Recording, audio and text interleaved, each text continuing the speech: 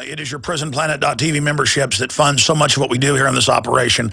And then we're more than happy for the TV show after it's aired live, then be leaked out onto the web to tens of millions of people. That's our goal.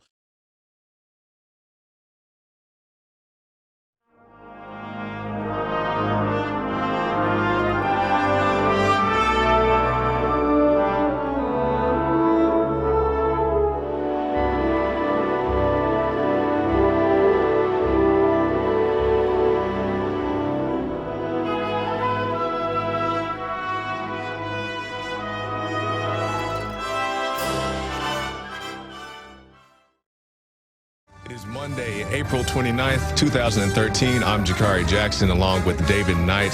This is the Alex Jones Radio Show. Alex Jones will be joining us at 11:40, so stay tuned for that just at the bottom of the hour. Also, we have guest host Gerald Celente, and Alex will be interviewing William Jasper from the New American, so definitely look forward to that. David, I see you have a few articles there.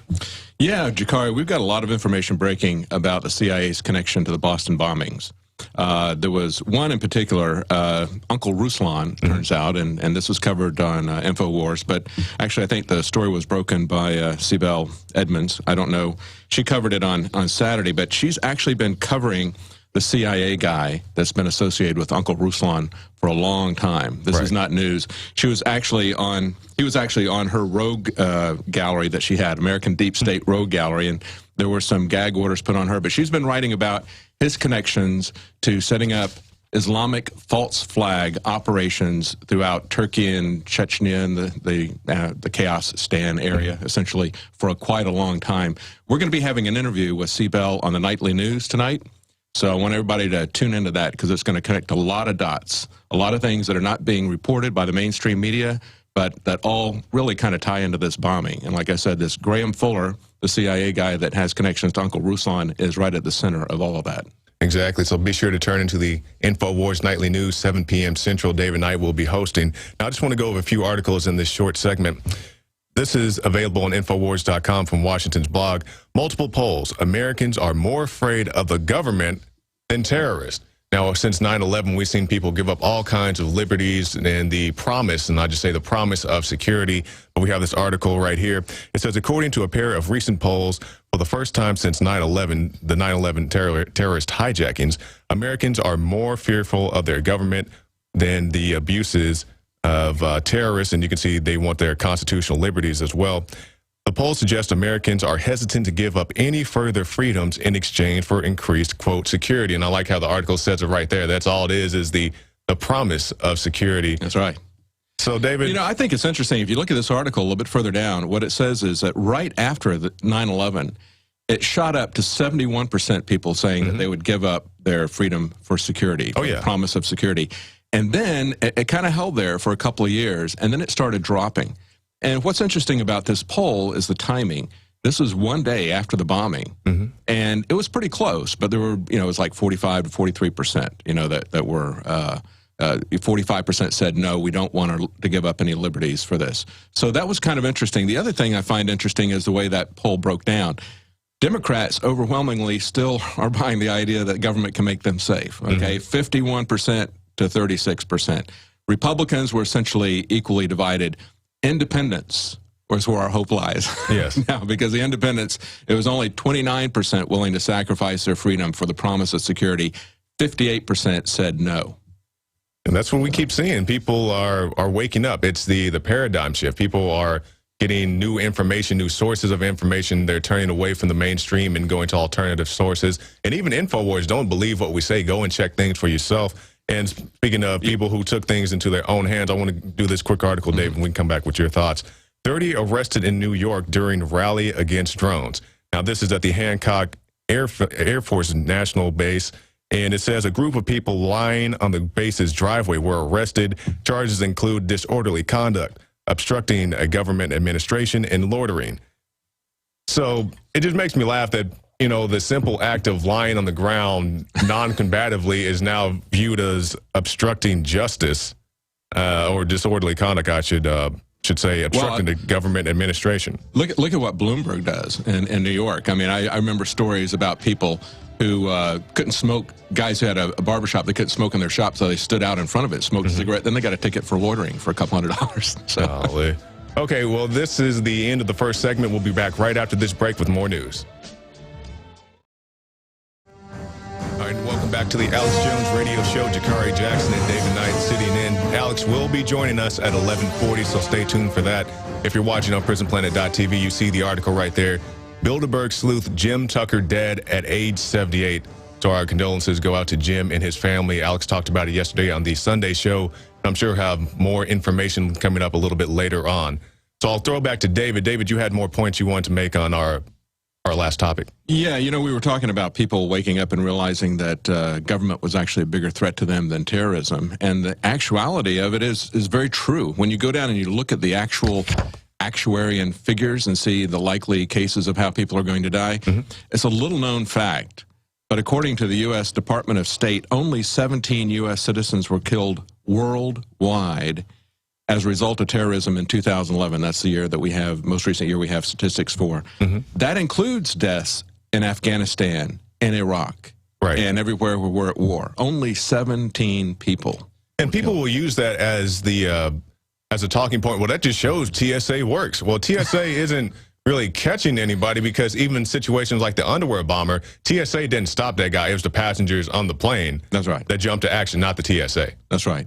And as Alex has pointed out over and over again, you know, things like drowning is way up there. I mean, you have people that drown, that's like 18,000 people, okay? 1,000 times more likely to drown than you are to get, you know, hit by a terrorist attack. But of course, we all know it's things, diseases like heart disease, cancer, that sort of thing. That's really what you need to worry about. Car accidents. Exactly. But it is, you know, when it's the absurdity, just like we saw in Boston. One teenager with no military training or experience, and we find out he had no gun on him, and yet look at what they did in terms of martial law in Boston. That was to establish a pattern. That was to establish a pattern of the way the police can operate. And we're already seeing them repeat that pattern in various other cities. There were 2 other places where they did it just this last week. They're setting a pattern just like they did with SWAT teams. You know, that came in with a police chief in L.A., and everybody said, oh, look at this. And before you know it, it spread all across the country. We're going to see these types of tactics all across the country. Now is a time for people to get active at the state and local level. Find some representatives who are going to be on your side, or elect some who are going to be on your side, and start getting some accountability on police, and stop this militarization, and take it back another step and say, we're going to hold police accountable when they use tasers as whips, or they do other things, violence that we see no accountability happening at the local level now. But it's really going to get out of hand unless citizens get active and demand some accountability and some, essentially, an effective Bill of Rights, you know, from local police. It's what we really need to see happening now. Exactly. Because people don't want to get active. They think, well, I mean, people have the idea that you can work at the national level, and you can. I do encourage you to contact your national representatives and such, but you have to get at the local level. You have to go talk to your sheriff and your police chief and your city councilman and your mayor. And if you're like us here in Austin, maybe they might not be the best representatives, but right. I mean, if you can, vote them out.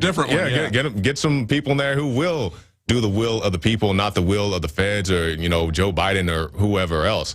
So, and speaking of Joe Biden, this dovetails over to the President Obama report. Obama spent twice as much time on vacation and golf as the economy. Now, this is out of Breitbart, and you can see that he spent more time on the golf course than he did in any type of economic meeting.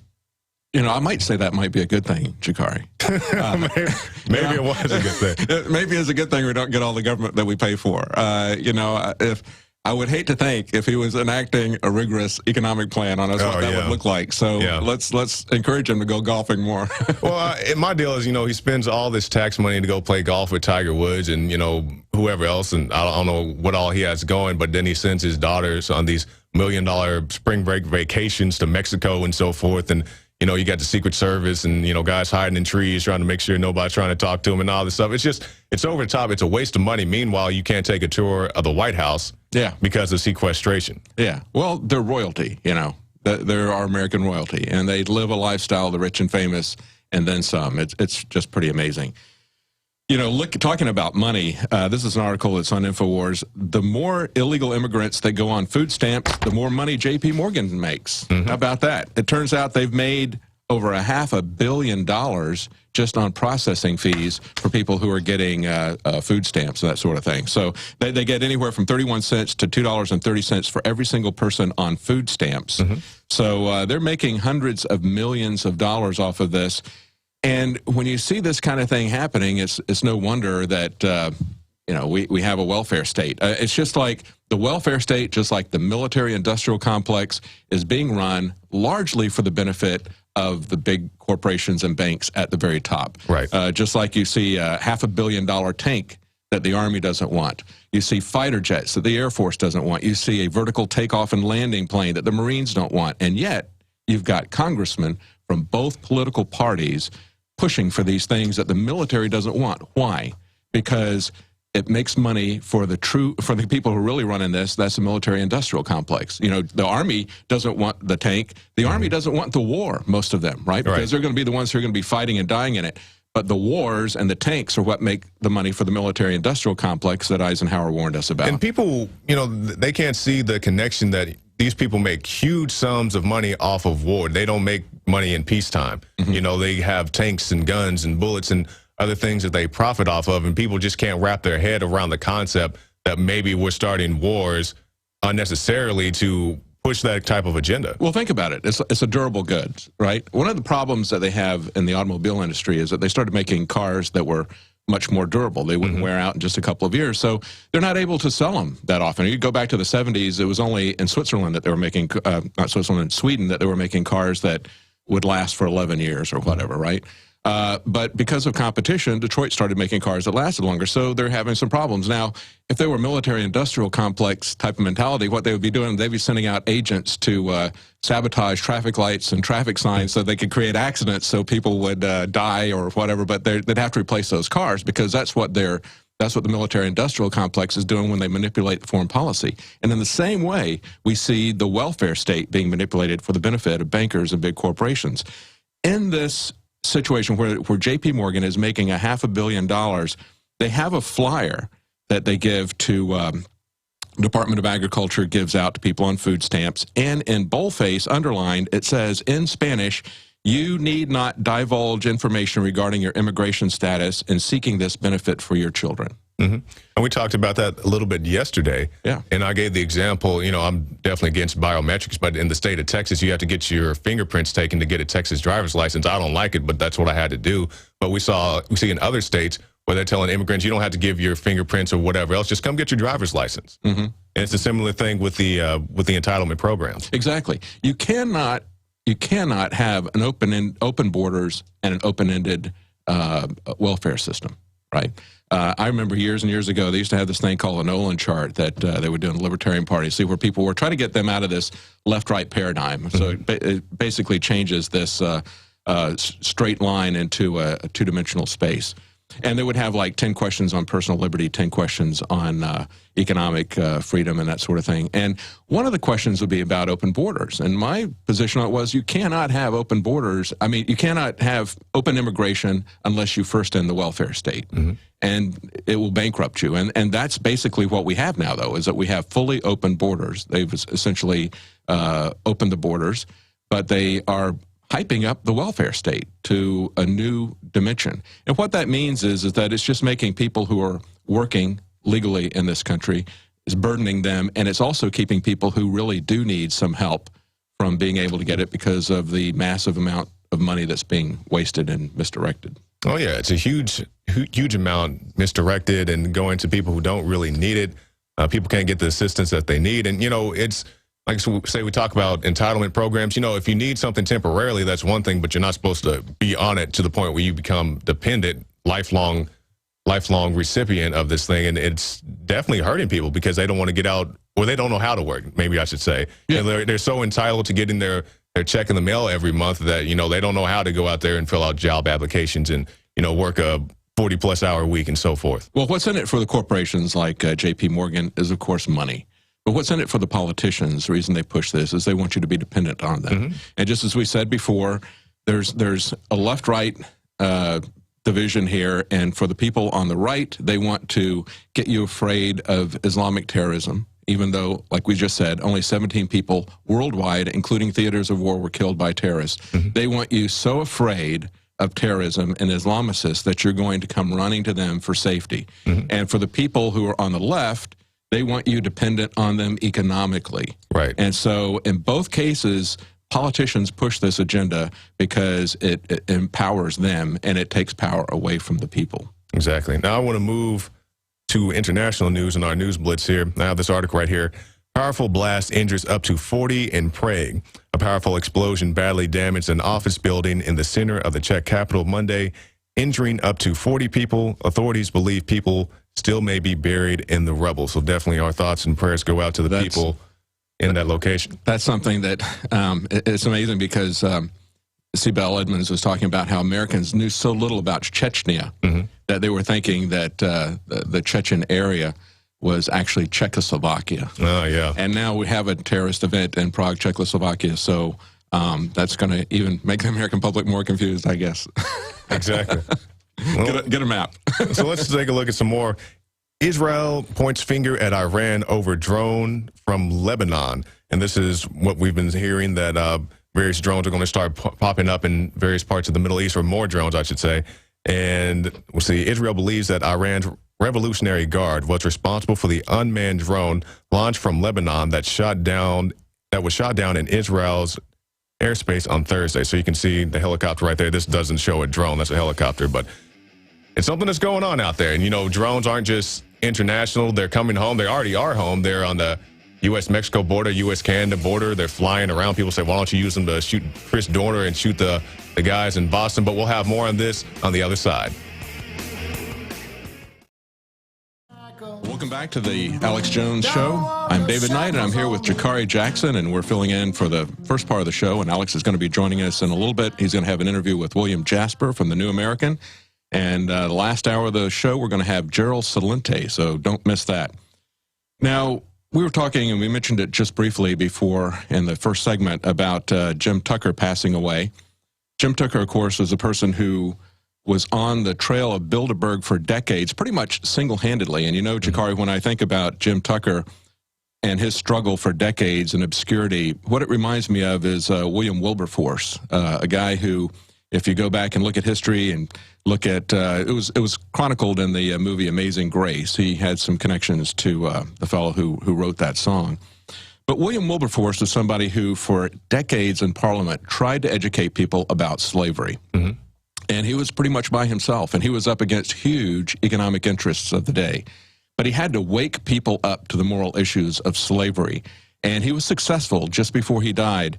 And, you know, in a way, Jim Tucker did the same thing. Not only was he laboring in obscurity, but he was also trying to wake people up to slavery. Right. But it was waking us up to our own slavery, waking us up to the slavery that has put us in chains out of ignorance. And people don't think that they're slaves. Like Exactly. I heard the quote, the only reason Harriet Tubman didn't free more people because more people didn't know that they were slaves. Yeah. They're just used to living that way. That's right. It's the normalcy bias.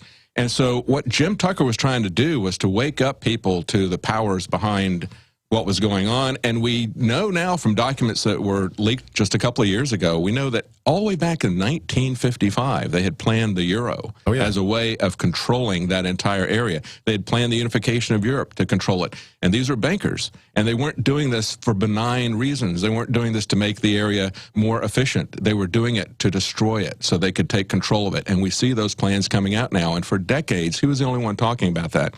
Well, he passed away this just a few days ago, and Alex did a tribute to him because Alex knows him very well. And let's cut to that tribute right now. Well, it's Sunday morning here at the end of April 2013, and I just got the word that my old friend Jim Tucker passed away. One of the last of the old gumshoe, straw hat journalists who was a sports writer until the 70s when he discovered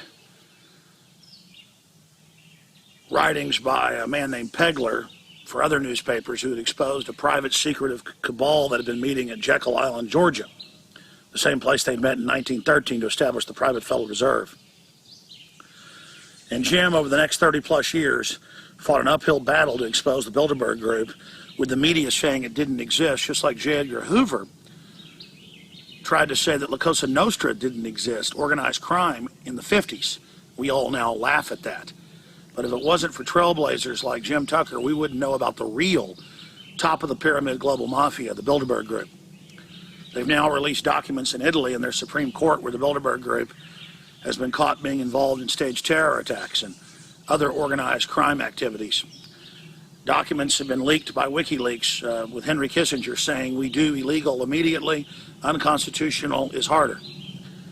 And thanks to Jim being ridiculed and attacked, but knowing he was right, he forced this out in the open. It's what one man can do in the beginning, and then others began to join him.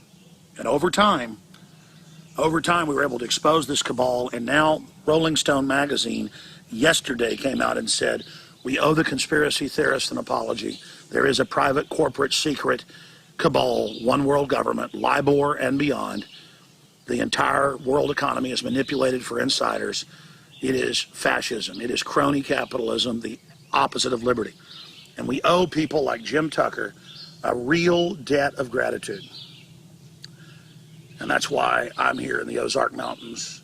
And I wanted to share the beauty of these woods with you out there as we remember Jim Tucker, demonized by the media. They said he was insane, he was a liar, but no, he was proven right. And now Bilderberg is mainstream news, and now the globalist can't operate in the dark. See, first they want to deny they exist, because once you have a debate with them, they will lose the debate because of the politics they're involved in. They're tyrants. So they wanted to just hide and make the world think that they didn't exist. But they can't do that anymore, thanks to people like Jim Tucker. And we continue to walk in his footsteps now. We continue to stand with Jim and continue his work and others' work exposing the New World Order, because men and women come and go. We're born to the world, we grow up, we die. But what matters is our body of work. And Jim Tucker's body of work will live on forever. And so this is basically my short eulogy to Jim Tucker, who was a great guy, a funny guy. Welcome back to the Alex Jones Radio Show. Jakari Jackson and David Knight filling in. Alex will be joining us this segment in just a few minutes, so stay tuned for that. We just saw the video, the eulogy, I guess you could say, of Jim Tucker by Alex Jones. And speaking of Bilderberg News, David Knight, you have some more information on that? Yes, actually, it's an article from the New American, and we're going to be talking to William Jasper. Alex is going to be interviewing him, and this is an article that he wrote about a week ago, and it really ties in what we're talking about here. The Council on Foreign Relations had a meeting, and listen to this. They actually have a guy who is a director of a global governance program there, okay? And they had a conference that John Kerry went to, and this was covered in the article by William Jasper. And the title of the panel discussion was the G20 Prospects and Challenges for Global Governance. And, you know, global governance, when you look at this, the perfect beard for it is climate change, because that's a so-called global problem. Right. But it's also, they can also use a manufactured liquidity crisis, just like the Federal Reserve was created after the manufactured liquidity crisis of the 1907 crash. And we're coming up to the 100th anniversary of the Federal Reserve, so we need to take a look at the roots of that. But now we see the same sort of thing happening in Europe. And listen to this quote from this conference. This is from Ian Brimmer, who's president of the Eurasia Group, and they actually have this on video. He says, the EU is much more significant. There is a real subversion of sovereignty by the EU that works. There's a real subversion of sovereignty. Yeah. Keep that phrase. Yeah, repeat that to yourself over and over again. That's a good thing from the standpoint of the Council on Foreign Relations. And it's also a good thing from the perspective of the Bilderberg people, right? They're open about their intentions to subvert national sovereignty and to create a global government. Now, you can talk about the difference between global government and global governance. I would argue that that's a distinction without a difference. But we need to be aware of the fact that they have historically done this. You know, climate change is something that they've used to justify this, but it's also a global governance, but it's also been their MO to use liquidity crises, and that's what we see happening now in Europe with a vengeance. And climate change is one of those big deals, because I believe Obama talked about it in his inauguration recently.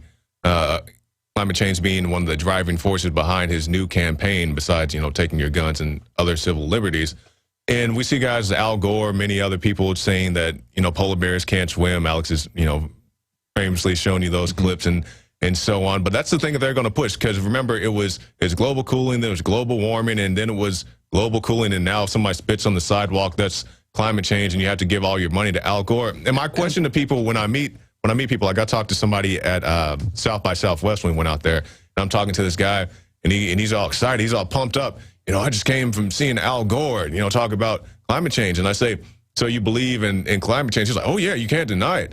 And he's like, we have pollution and we have all this stuff. And I was like, well, sir, we've always had hurricanes and tornadoes and earthquakes and so on. And then he said, well, we have all this pollution. I was like, yes, we do have a pollution issue on this planet. But saying, because somebody throws away their pack of fries caused a hurricane doesn't make any sense. They need to understand that, actually, I was talking about how the bankers are using this, creating liquidity crises in order to restructure sovereignty.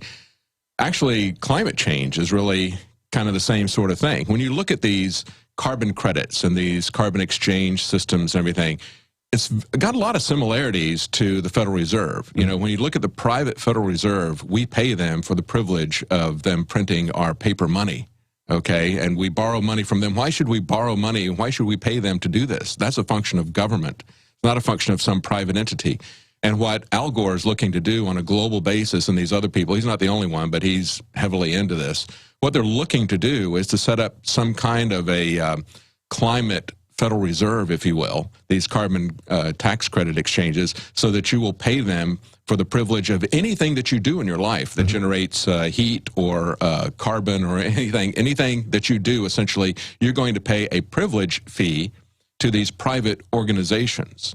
And, that's what they're looking to do. They're essentially trying to set up a Federal Reserve that is climate-based, that is carbon exchanges based. So they're going to get very, very, very wealthy off of that if everybody that engages in any kind of activity has to pay them an indulgence fee to do so. Oh, yeah. And you tied that together very well, David Knight. I want to go on to something else before Alex joins us in the next couple of minutes. U.S. spy, quote, spy, held in Venezuela is a filmmaker, his lawyer says. A U.S. citizen detained by Venezuela on accusations of spying is a documentary filmmaker who had accreditation from the South American country's Electoral Council to observe elections this month, his lawyer said today. Timothy Tracy was arrested at Carsa's, I'm sorry, I can't pronounce that, Simon Bolivar Airport on April 24th as he was leaving the country and charged yesterday with conspiracy, the use of false documents, and delinquent association. So there's a guy who's out there just trying to get to the bottom of what's going on out there. He's a documentary filmmaker. We've seen this other places with journalists and other people being detained, being killed. And this is just another guy, who's just out there trying to expose what's going on. Well, it's hard to say. I don't want to. Yeah, I always take the bus. I always take these things with a grain of salt. This is, one of the earlier reports, so things may come out. But thus far, just going off this article, we have to, look into what this guy's doing out there. But it is coming from Bloomberg. So. Yeah, that's another big red flag. So we don't know. I don't want to throw this guy under the bus. He may be genuinely be a documentary filmmaker. Who knows? I mean. The more we look at all this, like I said, we've got an interview coming up with Sibel Edmonds on the Nightly News tonight. And the more we look at all the CIA fingerprints all over this Boston bombing, and I tell you, listening to her series of Gladio Part 2, and if anybody doesn't know what Operation Gladio was, do yourself a favor and look it up, even if you just take the time to read a Wikipedia article. It's absolutely amazing, and it is very central to the idea of false flag terrorism. And what we see is that the campaign of terror that was going on in Italy in the 1970s was attributed to communist organizations, but it was really an attempt to stop the political gains that communists were having in Italy, and it was really carried out by NATO operatives pretending to be communists. And she argues that Gladio has been continuing in the Middle East, in Turkey, and in the Chaos Stan areas, as Gary North is called. I believe it was Gary North that gave it that name. But she argues that that's been continuing on, and she did this series back in January, and it has a lot of ties now that we're seeing open up with this bombing narrative that just happened in Boston. So check out that interview tonight on the Nightly News. Yeah, I'm definitely excited for that. And guys, let me know when Alex has joined us. I believe he's about ready. But in the meantime, I'm going to go to this next article. U.S. Navy experimenting with drones and blimps. They're going back to blimps to fight Caribbean drug smugglers. In the wake of budget cuts, the U.S. Navy is turning to older technology in the war on drugs. And you can see it right there, the blimp. I'm not sure if that's the current type of blimp that they're going to be using, but there's an image of it. So we see just more surveillance. Well, when we talk about blimps, I think about bloated things, right? And if you want something that's bloated, let's take a look at what if they really want to stop drugs, they could stop like 90% of the poppy-based drugs by stopping the CIA from growing them in Afghanistan. Okay, and yet we see an article here from the New York Times where millions in CIA ghost money has been paid to Afghan president's office. They called it ghost money, he said, because it came in secret and it left in secret. So it's ghost money. But, you know, it's a known fact and it's been documented. If you don't believe the alternative press, you can look at the mainstream press, the New York Times. They've documented it over and over and over again, how the production of poppy seeds, and of course from that you get cocaine, heroin, a lot of, you know, hashish, a lot of different drugs are derived from poppies. That had essentially dropped to very, very low levels under the Taliban. When we came in, we actually have, the New York Times actually has pictures of American soldiers assisting with the production and transportation. Yeah, I believe that was on Fox News. Geraldo was out there, and the guys were like, "We don't like growing this opium, but that's what we have to do. Otherwise, the farmers will come after us." Yeah, right. Yeah, our hands are tied. You guys can't take a couple farmers. But it's we got to prop up their economy, and their economy is based on selling drugs to the United States. So let's jump it up. So it goes from like 10% of the world's supply to like 90% of the world's supply overnight. All right, and I do believe Alex is ready. Alex, can you hear us? Yes, gentlemen, I'm here listening to you talk about how our government controls the cocaine that comes from coca leaves down in Central and South America and is on record shipping it in. Then, of course, the opium that is then manufactured and turned into the stronger heroin, and that's a fact. Another one of those stubborn things that just hangs out there in plain public view. But for the ignorant, they just say, oh, it's a conspiracy theory. The government wouldn't be arresting us and putting us in their private prisons if they were shipping the drugs in. Well, of course they make it illegal to make the market more lucrative so they can selectively arrest anybody that tries to compete with them. And I know that most of our listeners know this. Most of our listeners are aware of this. But there are just so many examples of this throughout history. And for the radio show, I know we've got a stack of special reports we haven't even gotten to yet from the last week that are on PresentPlanet.tv that we should air here on the radio, but there's just so much breaking news. We should do a whole report on the opium wars that came at the end of 100 years, roughly, of European occupation of China, and how they used China's foolish decision to make opium illegal as a way to take over city by city, the British with opium, and take over the police and the local constabulary. Because when you make something illegal that's highly addictive, I mean, think about this. This is how they legalize slavery today. They say, if we catch you using a product that's highly addictive, that we advertise in movies and TV, that we sell via prescriptions as well, the prescription version of, if we catch you using it, then we're going to put you in a prison. But then in many of these cities, the only jobs you've really got above McDonald's, if you're lucky, is selling drugs where you can make large profits. And then the police just kind of selectively, when they need to fill the prisons, go and arrest a few of the drug dealers. I mean, for the naive out there, there's two different worlds. More and more I realize. There's those of us that are aware and those of us that aren't aware. And then in between that are those that are predatory who are aware, who try to attack and demonize those of us that are moral, who are trying to stop what's happening and try to keep the other group in the dark. They try to keep them in the dark for life. And a great example of that is out of the Washington Examiner today up on Infowars.com. I got it from DrudgeReport.com. And it's national editorial, no federal endorsement for Southern Poverty Law Center. This is exactly what we should be talking about. And it turns out that shooters and killers and people take the news of Southern Poverty Law Center demonizing libertarians and conservatives and then go and shoot and attack and kill people. Floyd Corkins, 28, learns his fate July 15th when he returns to federal court in the District of Columbia for sentencing for his February 6th guilty plea for 3 felonies, including interstate transportation of firearms and ammunition, assault with intent to kill while armed, and committing an act of terrorism while armed. He could be sentenced to 40 years in federal prison. We have that clip last week up on the site where he said, I did it. I went and attacked. Because this was a group that criticized homosexuality. Now, again, whether you agree with that or don't agree or are neutral on the subject, the point is it's people's free speech. They shouldn't be attacked. I mean, my God, they're teaching kids, you know, how to masturbate at age 5 via the federal government. I mean, that's pedophilia, whether it's heterosexual or homosexual. But see, you still don't say that anybody should go shoot Jocelyn Elders for pushing that years ago. Absolutely not. We should shoot her down with the words, with the truth, not with a gun. Even if he gets only half that much jail time, Corkins will forever be known for entering the Family Research Council's Washington headquarters on August 15, 2012, and firing 3 shots before being subdued by a wounded security guard. And he went on to say he did it because of the Southern Poverty Law Center, and there have been other attacks and things that go on. And, you know, my point is the Southern Poverty Law Center, it came out in federal court documents that Jesse Trinity sued and got. The different newspapers, especially in Salt Lake, reported on this a few years ago.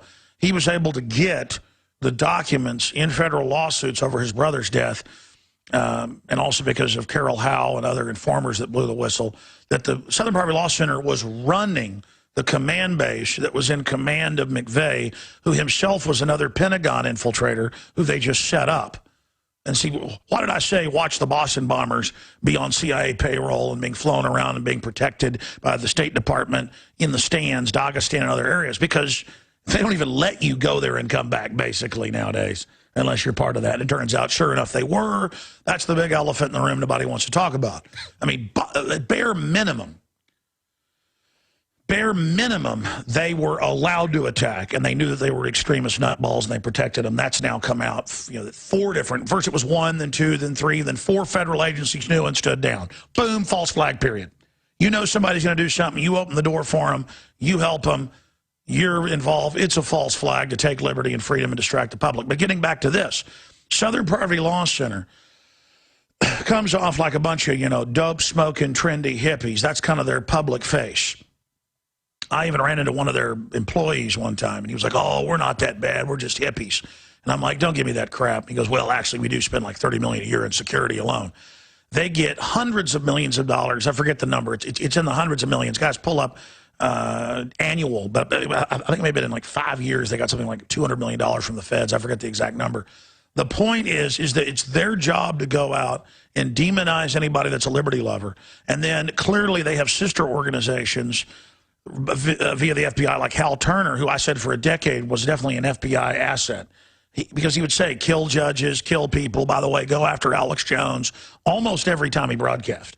And some of the most vicious people coming after me were mentally ill white supremacists wound up by Hal Turner, who is now in federal prison because when hackers got into his email and released the fact that he was a, quote, national security asset above FBI, speaking to through the FBI to a group above FBI. That's Justice Department. That's Eric Holder and his cutout group in my research. Groups like the Southern Poverty Law Center that are at Justice Department and above, because they use foundations that can act outside of oversight to basically get away with anything. And so again, when those hundreds of emails got released with him being handled by the FBI, that's how lazy they are. Like people wouldn't find out that he was he wasn't going to a park to get his orders in a satchel like you're supposed to if you're one of these operatives historically. You just do it via email, and there he was trying to wind up. That's what they called it. Mentally ill extremist ex-cons and people to do bad things. And of course I knew he was a Fed, attacking me every day, saying kill judges over and over again for years, never getting in trouble. I mean, most people that attack us, you go look them up and they're saying blow up the Federal Reserve. I mean, if I said that, there'd be police cars in an hour wherever I was. I mean, police cars, boom, handcuffs gone, because I'm not a globalist. I'm not a Fed. And they would know, oh, we don't control that. Alex isn't a Fed. But when they do this stuff, they get away with it. So it shouldn't just not get federal funding. It shouldn't just not get federal funding in the hundreds of millions of dollars over the years. It should be investigated by Congress, because this is the group trying to radicalize politics and demonize anybody that is anywhere near a constitutionalist, anyone that admires freedom. They are authoritarians posing as liberals. We'll be right back with a bunch of other key news on abortions and how they're trying to cover up the grisly facts. Okay, folks, Jakari Jackson, David Knight will be riding shotgun a little bit with me in the next hour. They're kind of like Houston, and I'm up here in the space capsule. If there's any technical difficulties, they'll pop in. Also have some news updates. William F. Jasper, I don't have his bio in front of me, but I know he's been editor of the New American from time to time. He is going to be joining us coming up, because he wrote an article last week for the New American magazine dealing with the EU and bankers bragging that they're an authoritarian system. So I think it's important to get him on to talk about kind of the history of the John Birch Society, too, that's been so demonized. They just count on you being dumbed down. And, oh, that's that discredited group. Like, Alex is discredited. We didn't buy any bullets. Or, yeah, we bought a bunch of bullets, but it's no big deal. Yeah, they're discredited because the bullets aren't to shoot you. Now, getting back to the Southern Poverty Law Center, they have the expanded definition of hate. And I went to SourceWatch. Their assets are at $189.7 million, and they've been known to raise over $100 million a year, according to their 501c3 tax filings I'm looking at from sourcewatch.org. So I knew those hundreds of millions numbers were accurate. So it's $189 million in assets, 0.7. They get fundraising, but also federal funds. And just a few weeks ago, we saw the Fox News article showing the Army manuals saying all Christians, Catholics, evangelicals, you name it, are next to Al-Qaeda and are extremist terror organizations. That's Fox News. And I recognize the flyer graphics, because I've seen it in so many federal documents, at Southern Poverty Law Center. About 80% of the time, it's their their documents with a new name on it. And then about 15, 20% of the time, it's ADL. And I've learned how they look. They're very lazy. I mean, you just keep regurgitating the same lies. And the expanded definition of hate is families are hateful. Being white in and of itself is hateful. Of course, they're mainly white. It's just all about divide and conquer. They're the ones selling racial division. And now you've got Billy Graham's son pushing their line. You've got the Southern Baptist Convention. Might as well just come out for the Communist Party USA. This is the takeover. They're all moving right now in their cultural revolution. By the way, it's not going too well for them. The problem is they're in power, so they're getting what they want done while waking everyone up. And David, you've done some reports on this specifically, where they've then had Army colonels come out and vomit Southern Poverty Law Center trash all over everyone. Tell folks about that. Well, just a couple of weeks ago, we had an email that surfaced that attacked both the American Family Association and the Family Research Council. And the Family Research Council is the organization that you led off with, that this guy who was inspired by the Southern Poverty Law Center went in and started trying to shoot people up. And this Lieutenant Colonel Jack Rich sent out an email to his subordinates. It was quite a lengthy list of subordinates that he sent this out to, warning them about specific groups. And one of the first couple ones he warned about were the Family Research Council and the American Family Association. He said they were hate groups. He said they didn't share Army values. And what he was doing was linking them together with the Westboro Baptist people, who truly, in my opinion, is a very hateful group. They're the ones who show up. Oh, come on, I bet a lot of money those guys are federal funded. Yeah, right. But I mean, I've seen long extended films of them, and it's definitely a big act. But it's really crazy. You know, Westboro Baptist Church or whatever, they're absolutely insane. But the American Family Research, the American Family Association, the Family Research Council are very mainstream evangelical Protestant organizations, and they are not hate organizations, but they're labeled as such because they're also now more and more getting shot up. And the people say they did it, because of the Southern Poverty Law Center groups affiliated with that. But here's the interesting thing is that they asked for, and I don't believe they've gotten an apology from either that Lieutenant Colonel, Jack Rich, or from the Pentagon disputing what he said, because, of course, we've seen report after report from What is the Pentagon involved in rural affairs? What is the Pentagon in the Rural Council? What is the Pentagon doing saying Christians are bad, Army don't look at it? This is a domestic, hardcore, collectivist takeover, communist funded by offshore banks that want to break this country. And whether it's the Army, the FBI, or local police, they are all trained by open, un-American scum who now are going after mainline Christians. We'll be right back. All right, right, we're into hour number 2. I'm on the road. Jakari Jackson and, of course, David Knight doing a great job. I'm going to be back by Wednesday, but we're going to have Mike Adams in for 3 hours. On Wednesday, I'll probably be popping in there as well. And I'm not sure what we're going to do on tomorrow's show. I may do it from the road, driving in the bus like I did before. One time from the front seat of the bus next to Richard. So we're going to see what happens tomorrow. But there's so much breaking news. If you go up to Infowars.com, George W. Bush suggests Boston bombings were a conspiracy. Pretty powerful video. I thought he said never tolerate outrageous conspiracy theories. U.S. moves closer to military intervention in Syria. That's Kurt Nemo's article. They're already doing military intervention with proxies. They mean overt military bombing. And after they do their deal with Russia, they kind of stage an event, blame their own assets, let the Russians clean out the CIA's own people. You give us Syria, we'll get our people out of Dagestan. I mean, this is just amazing. It's like Hitler and Stalin dividing Poland or something. That's how government works. I agree with Seabell Edmonds' breakdown on that a few days ago. Mother bombing suspect says it's all lies. That's all up at Infowars.com. Multiple polls, Americans are more afraid of government than the terrorists. That's right, but the government has electronic voting in now, so I guess it doesn't matter what you want unless you enforce the Constitution. And that's just some of what's going to be coming up. William F. Jasper is going to be joining us. But putting bookends on this, David Knight, we were talking about the Southern Poverty Law Center that Harper's wrote about in 2007, and they got their tax returns, 501c3, $189.7 million, a lot of it government funding. Approximately 68% of their total expenses were spent on program services. They live like kings. In 2009, that's the latest numbers, and they still, every professional I know, my dad's a dentist, every lawyer he knows, gets mailed the magazine, which I'm always in, or almost every time I've seen it. It's a quarterly magazine where they put toothless Klan members run by feds next to mainline Christian groups, some of the biggest in the country. I mean, they just say, hey, we shouldn't teach 5-year-olds how to masturbate. And they're like, these people are evil. And then the guy goes in and shoots them, and it's like, so what? We're liberal. I mean, it's just over the top. And again, they're here for an authoritarian takeover. I'm not just saying that. David Knight, the final comments on that before I come back and talk to Jasper. I think what you said earlier, Alex, is the key. You got to ask yourself, not only why would the Army attack mainstream organizations like the Family Research Council and the American Family Association, but why is the Army doing this? Why? It's kind of like when you saw the Waco, when that was unfolding, we were told that they had to do that to protect the children and that there were child abuse charges. It's like, that's not the jurisdiction of the federal ATF.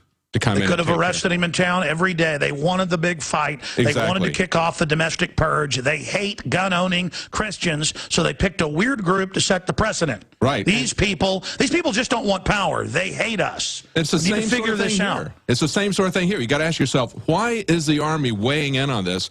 Why is the Army telling people that the Family Research Council and the American Family Association are hateful groups, that they're hate groups, and they don't share Army values? Why is By the way, they're incredibly milquetoast. They're incredibly milquetoast. I mean, look, the Army document 3 weeks ago, Fox News says evangelicals, who, by the way, are worshiping the Southern Poverty Law Center, and all Catholics are extremists next to Al-Qaeda. I mean, where are the Catholic groups up in arms about this? Right. Yeah. That's a big group to say all the Catholics, period. Yeah, absolutely.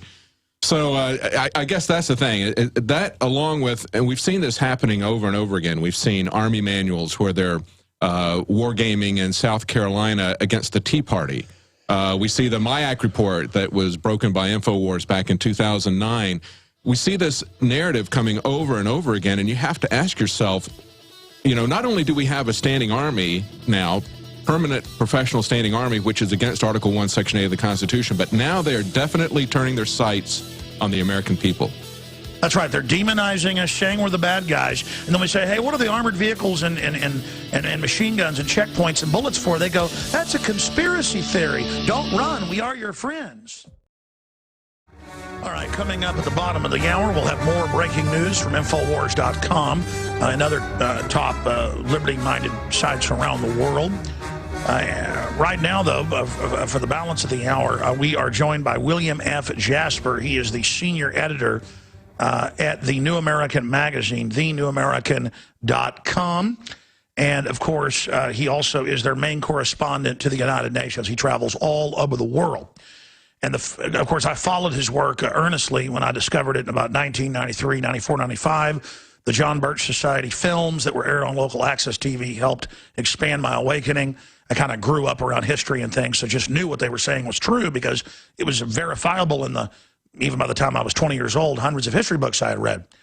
And the first time I met William F. Jasper personally, I had him on as a guest a few times, was at Operation Urban Warrior, where the military was openly training with role players to confiscate guns in California. And I was there shooting video of the Navy vessel Coronado dumping out thousands of Marines and troops from 5 nations. And I'd go into, they'd say, sure, you can come in with the press. And they would sit there and train and say, where'd you get the guns and ammo and the helmet? Well, I got it in San Francisco. And then they'd have a Colonel Jones run up and say, Jones can't film that. Get out of here. They'd go, but sir, you said he could be here.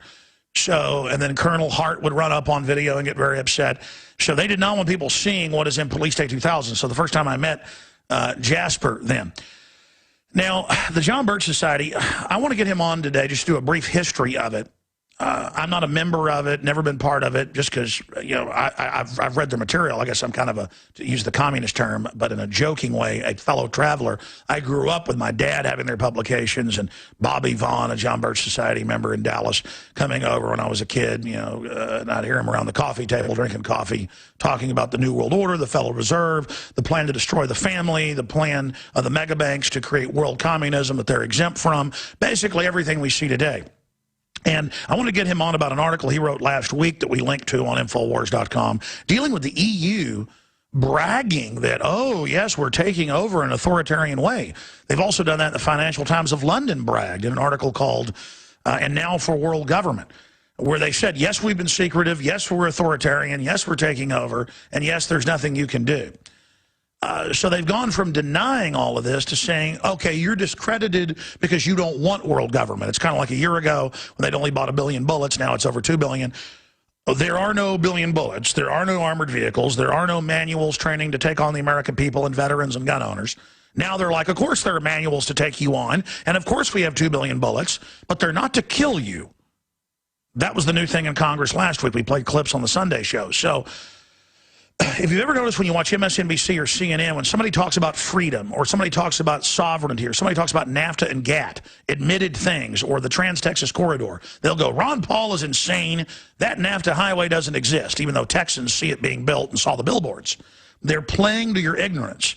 But you'll always see them, who they're really scared of, saying, oh, that sounds like something from the John Birch Society, and then they'll laugh. And that's an appeal to emotion for ignorant people watching to go, well, when I hear the word John Birch, I better laugh. The truth is, the John Birch Society, if you watch the things that Mr. Welsh said back in the 50s when it was founded, when you watch the things they put in the little blue book that I read when I was about 18, all of it has come true. Not because they were pressing it. They had good patriots in the military, in the FBI, in the Congress, who were in the hearings where this was all being announced. They tried to get this all done in the 50s and 60s when they thought the public would totally trust the government after World War II. People did trust the government, leave it to Beaver. This was all announced. Getting rid of our military, creating a UN military via NATO. So I want to give him the floor now for the rest of the hour to, as best I can. This stuff really gets me excited. William F. Jasper, to kind of this little 5-minute segment left, talk about the John Birch Society, talk about how right they've been, and why they've been so demonized, and it almost put them on the defensive for a while. You know, I've had their director in studio kind of admit that. They need to get off the defense, get on the offense. So what when traitors sit there and attack you and say you're a liar? They're the liars. I mean, that's a sign, and now people don't believe the lies anymore. And then get into what the EU's forming into, what the New World Order is from its deep research, because this is, you know, the head honcho over there at their publication. And just really does amazing research and has been at all these major UN events or sent his sub-correspondents to it. And then how things are going. After we talk about the history of JBS, then talk about the current state of world government, and then how it's going for them, where he sees things going. William F. Jasper of TheNewAmerican.com, we salute you, and we're honored to have you, my friend. Well, thank you, Alex. Pleasure being here with you.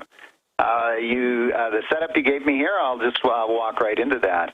Probably a lot of your listeners are familiar, at least to some degree, with the John Birch Society. The John Birch Society publishes the New American Magazine, of which I am the senior editor and UN correspondent and kind of chief cook and bottle washer.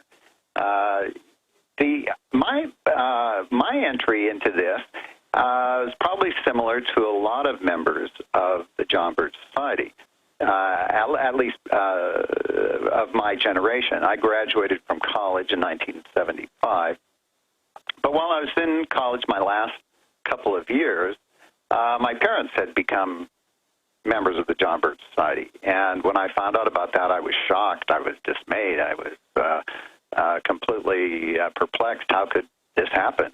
Because I knew nothing about the John Birch Society, except that somewhere in my deep subconscious, I had this image of the John Birch Society as being a very evil fascist organization, racist organization, somehow connected with the Ku Klux Klan or something like that.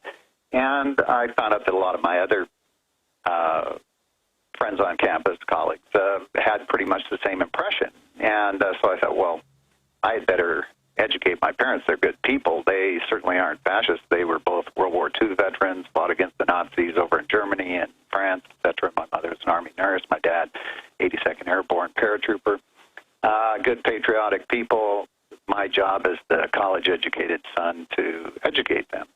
And so I started discussing this with them. They gave me a whole stack of literature. At that time, the John Birch Society magazine was American Opinion. The monthly magazine, the weekly magazine was the Review of the News. They gave me a stack of those.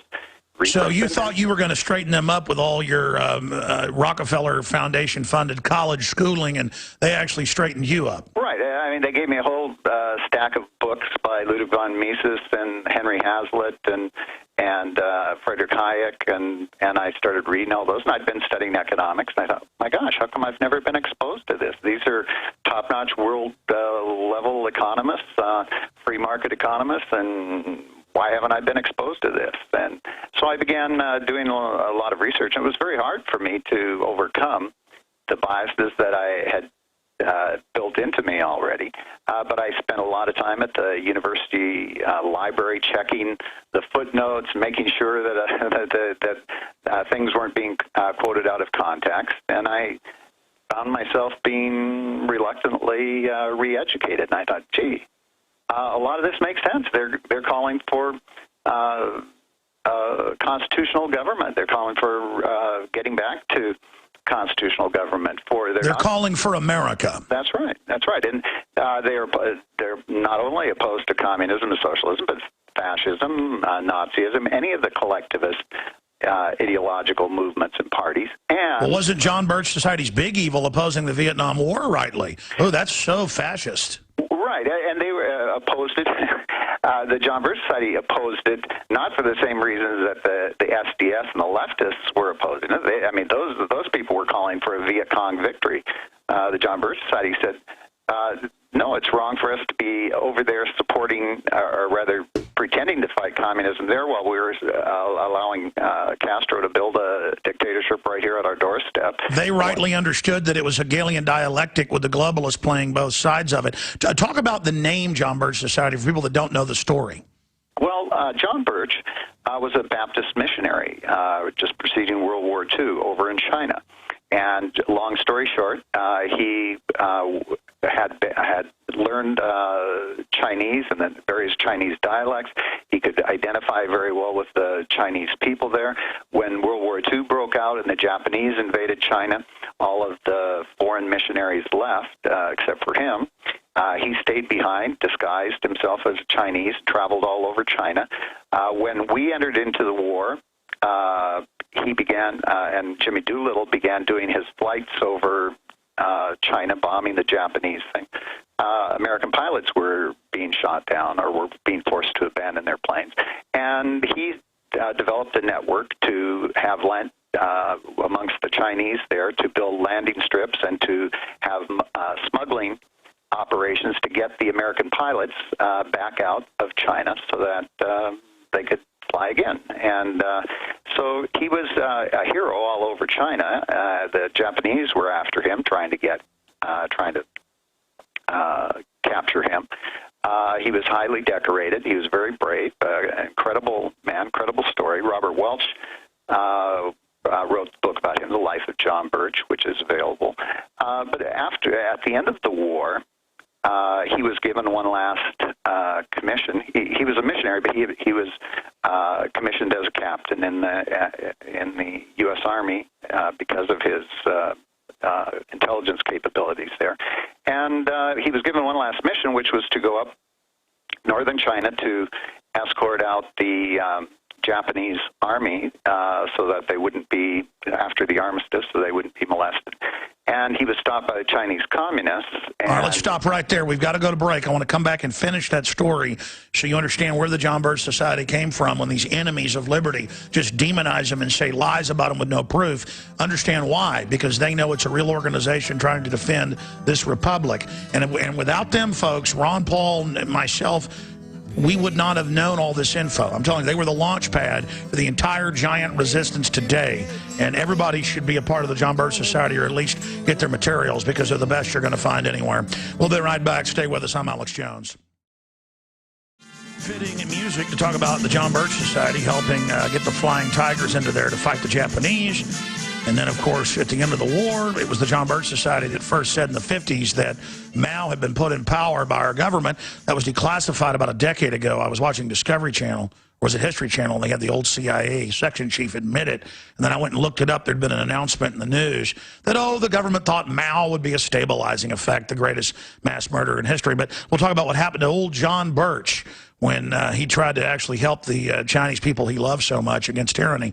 Okay, so he's helped defeat the Japanese against the millions the Japanese killed. Incredible war crimes there that dwarf what happened to the U.S., or even the Koreans, for that matter, that the Japanese viciously attacked. I'm not demonizing Japanese now. That's just Imperial Japan were like the Nazis. Now, expanding, go ahead and finish with what happened. William F. Jasper, editor-in-chief over there, senior editor over there at the New American Magazine. Captain John Birch was sent to escort out the Japanese army out of northern China. And on his way there, he was stopped by Chinese communist troops and was murdered by them. And that is not surprising, because that's what communists do. But remember, this is the end of World War II, and Americans, or the triumphant victors, could be very bad news to kill an American hero. I mean, John Birch should have received numerous additional citations, to which he did receive, and probably would have gotten Medal of Honor, things of that nature, except for this murder was covered up. Why was it covered up? Our State Department, which was being run by communists at that time. Wasn't he also tortured? Verified since then. Wasn't he also tortured? Yes, he was tortured, bayoneted, and murdered. And this wouldn't fly very well, though, with our State Department and our government, Roosevelt and Truman administrations, trying to convince the American people that the Chinese communists under Mao Zedong and Chu Te were our allies, going to be the people that we should be turning China over to, which is what we did. They began demonizing Chiang Kai-shek and the nationalist government, building up Mao Zedong. And so they had to keep this hidden. And Robert Welch, who is the founder of the John Birch Society, who had he was still in his manufacturing. He was had a big candy making company. You had the Sugar Daddy or Sugar Babies, or he's the guy that invented those, and he had poured all of his money into alerting the American people about the dangers of socialism and big government here at home, and of communism abroad.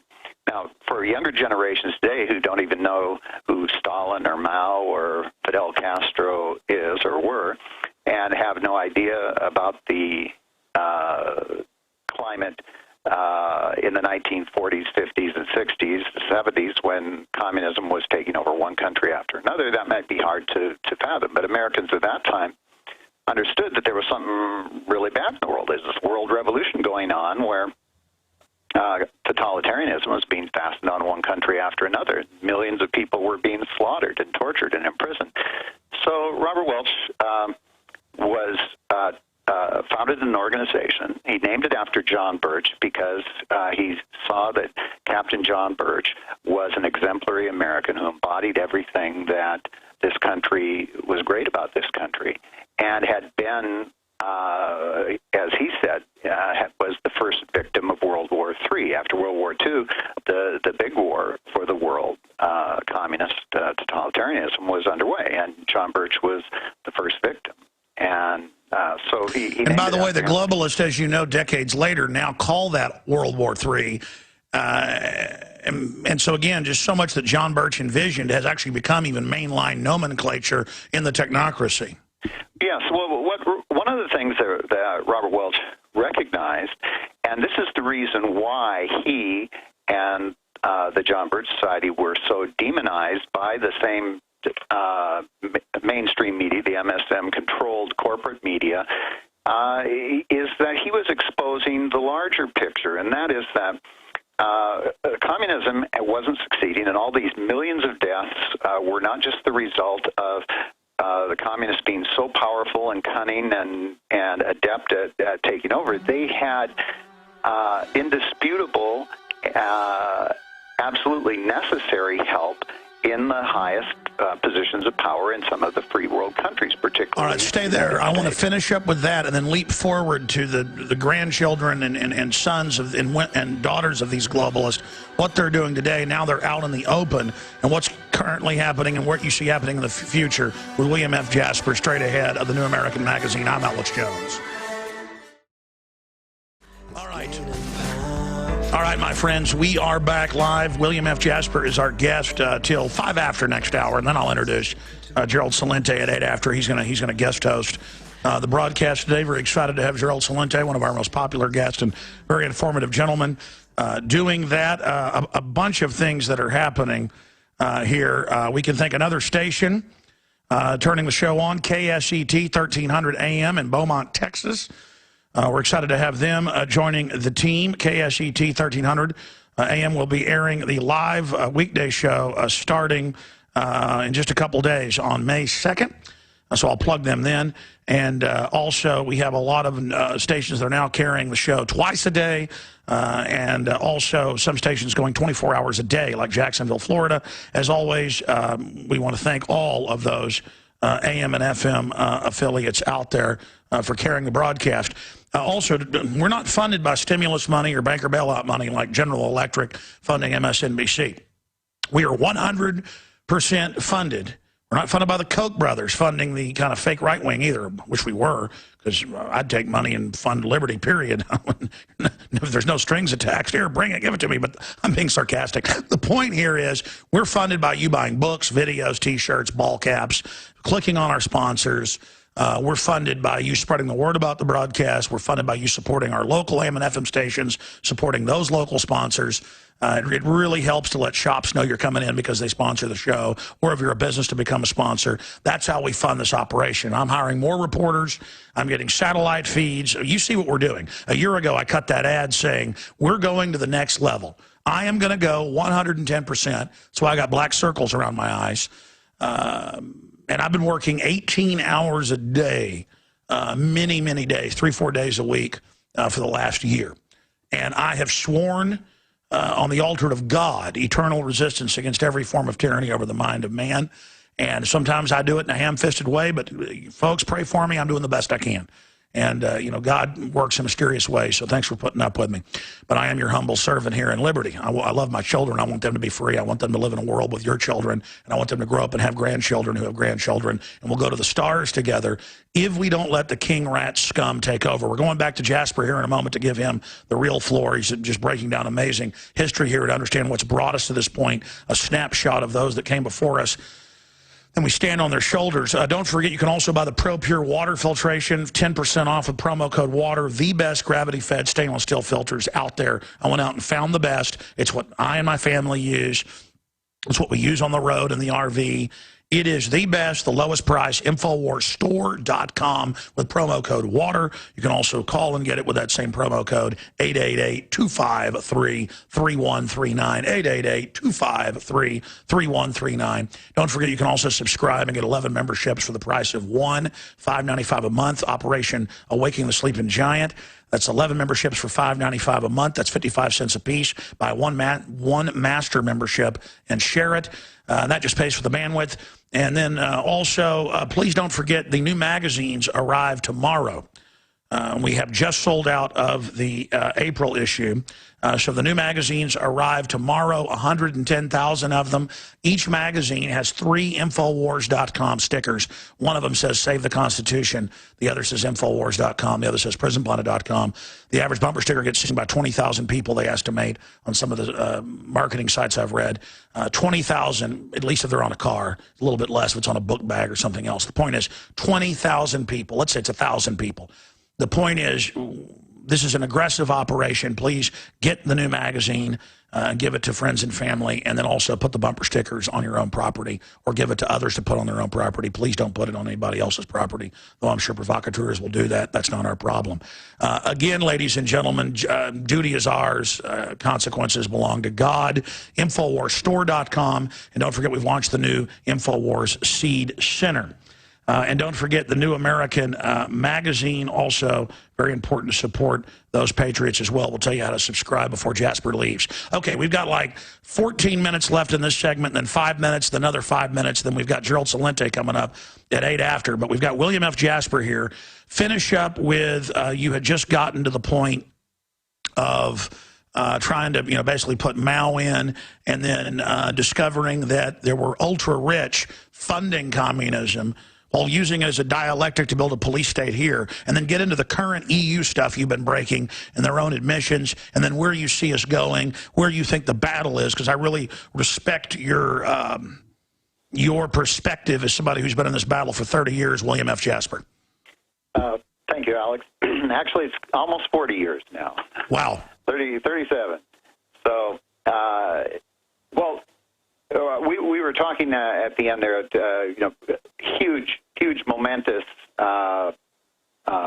shift in the whole planet following World War II, with communism taking over much of Europe, much of Asia, including all of China, and then that was happening at the same time that the United Nations was being founded, the incipient world government that was founded in 1945. Now, you and I were brought up in schools, I believe, until I went away to college.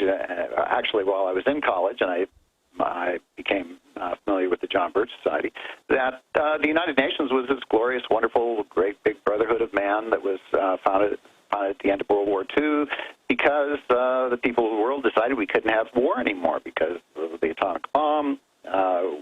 We had to find a way of getting past all our differences, so we'd all join hands and sing Kumbaya, and we'd join together at the United Nations, and we'd all live in peace, harmony, brotherhood. At least that was the aspiration, or so we were told. Nothing of the kind. As I began looking into the first big disillusionment for me was G. Edward Griffin's book, The Fearful Master, A Second Look at the United Nations. You've had on your program, I'm sure. But that just began a big transformation for me, in understanding that really right from the very beginning we had two major forces working together hand in hand to build this United Nations into a world government which would be tyrannical. And the two hands that were joined together were, first of all, the communists. Stalin's agent, Vyshensky, was the main guy involved from the Soviet Union in putting together the Charter of the United Nations. The guy on our side, supposedly, was Alger Hiss. Alger Hiss, of course, was a Soviet agent himself. But he was also an agent for a member of the Council on Foreign Relations. He was, in fact, the protege of one of the founders of the Council on Foreign Relations, John Foster Dulles, former Secretary of State. And so we had the Council on Foreign Relations and the communists working together to put this organization into place, which would eventually assume global legislative, executive, and judicial powers. It would be empowered with a police force and an army, and that is under process right now. But we saw right at the very beginning, not only Alger Hiss, but Harry Dexter White, another Soviet agent, and he was there at the founding conference. He became head of the International Monetary Fund, and then he was followed by Virginius Frank Coe, another CFR member of the Communist Party, who finally left and went to live in China. But the International Monetary Fund is still with us, as is the United Nations. And in fact, the International Monetary Fund, this is one of the areas I've been writing extensively on for the last several years, is the big push by the Council on Foreign Relations and their other adjuncts around the world to transform the International Monetary Fund into a Federal Reserve of the world, to give it all of the powers that we now have in the Federal Reserve to control the monetary and fiscal policy of the world. And you wrote that something like 25 years ago, correct me if I'm wrong, and now it's mainstream news, but we're still kooks if we talk about it. I mean, it's just amazing. What is it like for you? I've got to ask this. To now see everything that Welch talked about 50 years ago actually come true exactly as he said. I mean, what incredible intelligence JBS had back then. I mean, I don't think we would have had any chance if it wasn't for you guys. I hate to sit here and... the same frustration, I know, but for those of us that have been trying to inform the American people about this all along, only to be chastised as kooks and fearmongers, etc. I mean, many other people, though, are beginning to see through that, because the Tea Party and every other conservative organization, religious organization, if you're opposed to any of the agenda, and it's sweeping across, the agenda is to completely transform the United States, to destroy all morality, destroy our economy, to force us into interdependence, to destroy our national sovereignty, and that's being stripped away from us right now as we see more and more of these United Nations treaties, the law of the sea, what they're trying to push through with the Global Arms Treaty, with all of the global environmental treaties and agreements. I was at the Earth Summit in 1992 and saw and reported on all of the things of Agenda 21, the Biodiversity Treaty, and the global warming back then. And so it's frustrating to be years or decades ahead of where most people see the danger on the horizon. One of the other areas that we wrote about extensively, and I covered extensively over the years, and now it's becoming quite apparent, is the European Union. Our correspondent Hilaire Duberrier had been writing about that for 50 years, since the beginning of what was then the European coal and steel community, and he had written about all of the people who were the socialists and one-worlders behind it right from the start. And he was kind of a lone voice at that time. He was a very close colleague of mine. I regarded him as one of my teachers and got very close to him. And Hilaire Duberrier really wrote the whole book on the history of the European, what we now know as the European Union.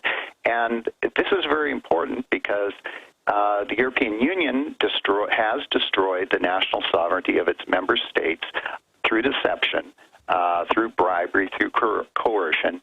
But all the while, when it was being proposed, and every step along the way, as it gained new powers, legislative, executive, and judicial powers, the designers, the architects of it, swore over and over again publicly, this is not going to compromise our national sovereignty. This is not going to, not in any way going to overrule. We're not going to have a central bureaucracy that's going to ruin home rule, local rule. Now, as you pointed out earlier, now they come up, well, of course, we have to do it. We can't have a federal state without giving up national sovereignty. And now they're trying to promote that on a new level with this transatlantic trade and investment partnership with the United States, which is now President Obama has asked for fast-track authority to push through Congress.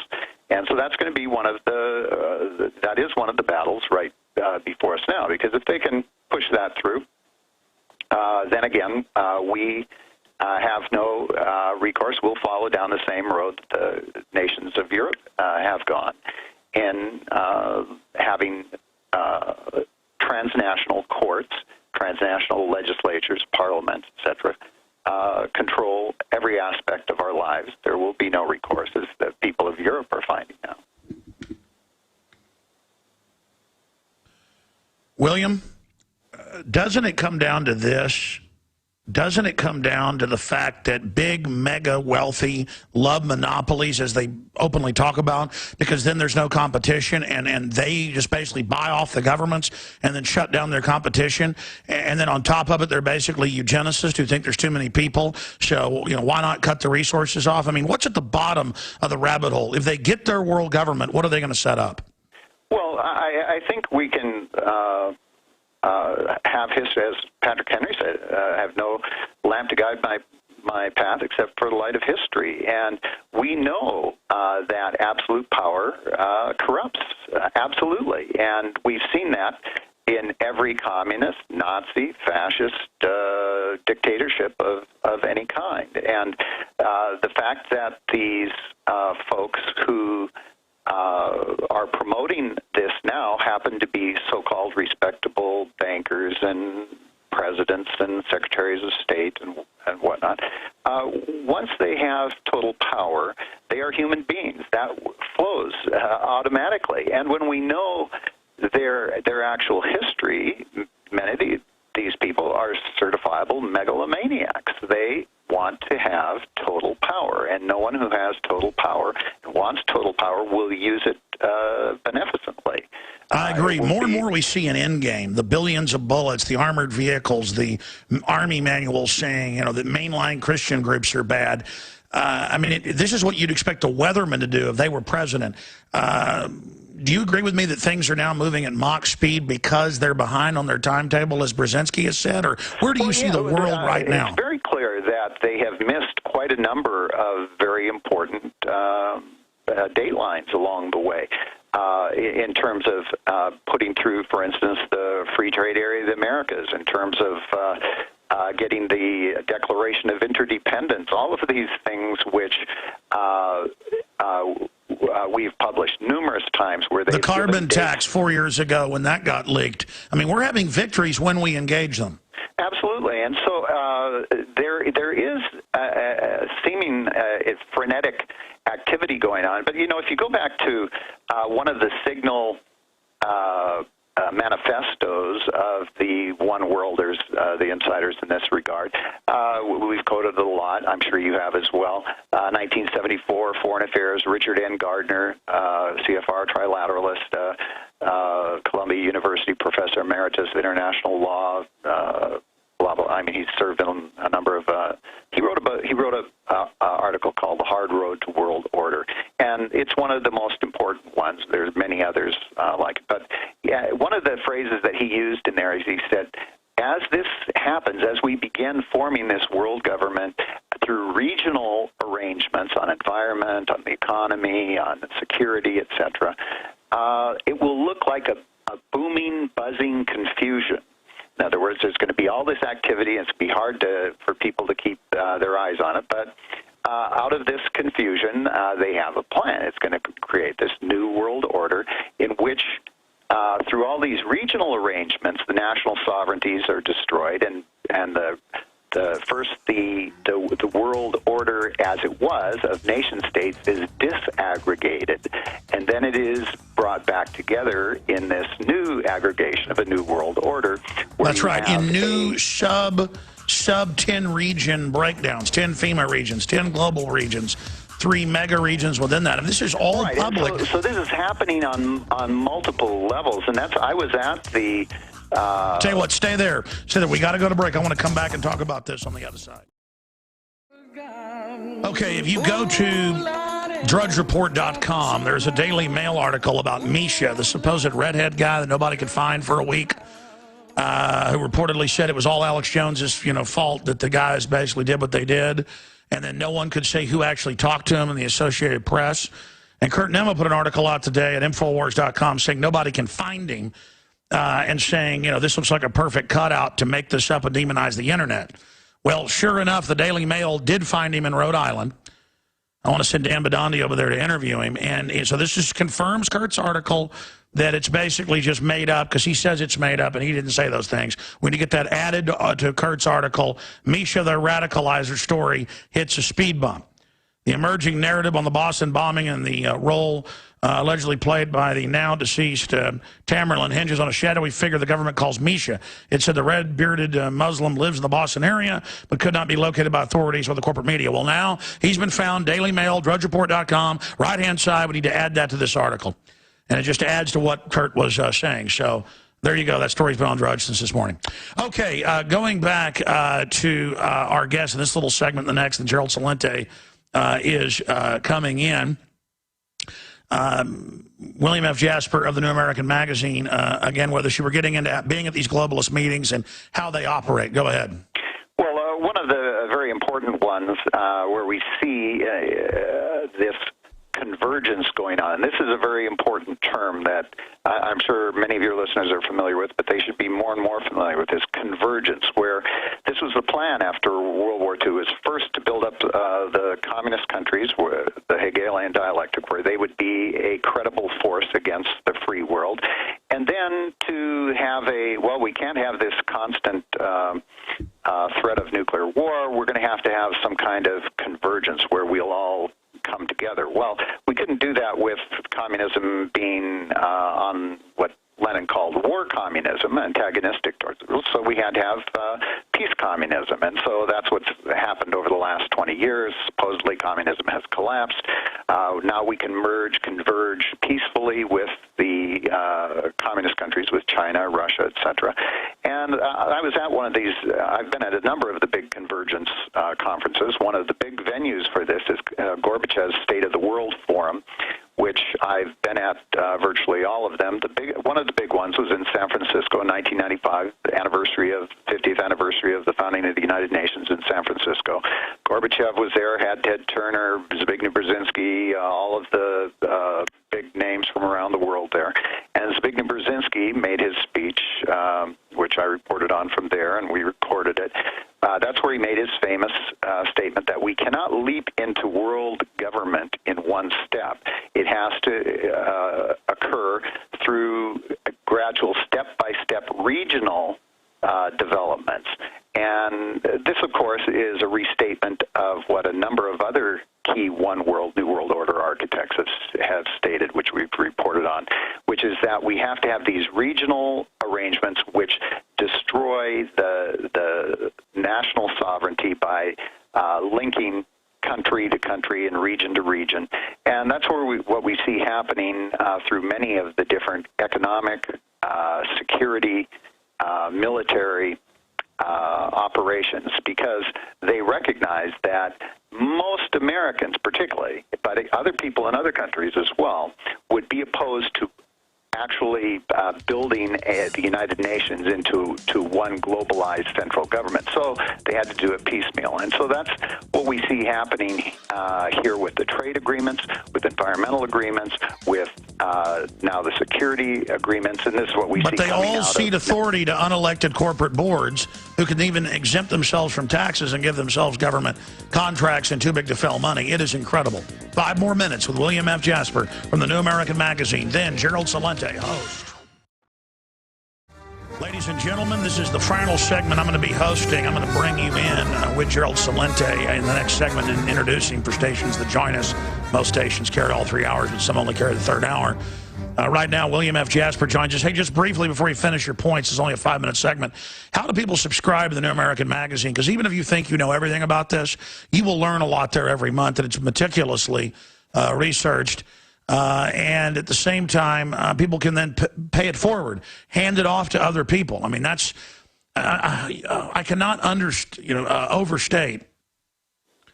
Anything I say is an understatement of the entire movement against the globalists. The original battle prospectus breakdown on their plan is from Mr. Welsh and you over the last 37 years and others, Mr. McManus.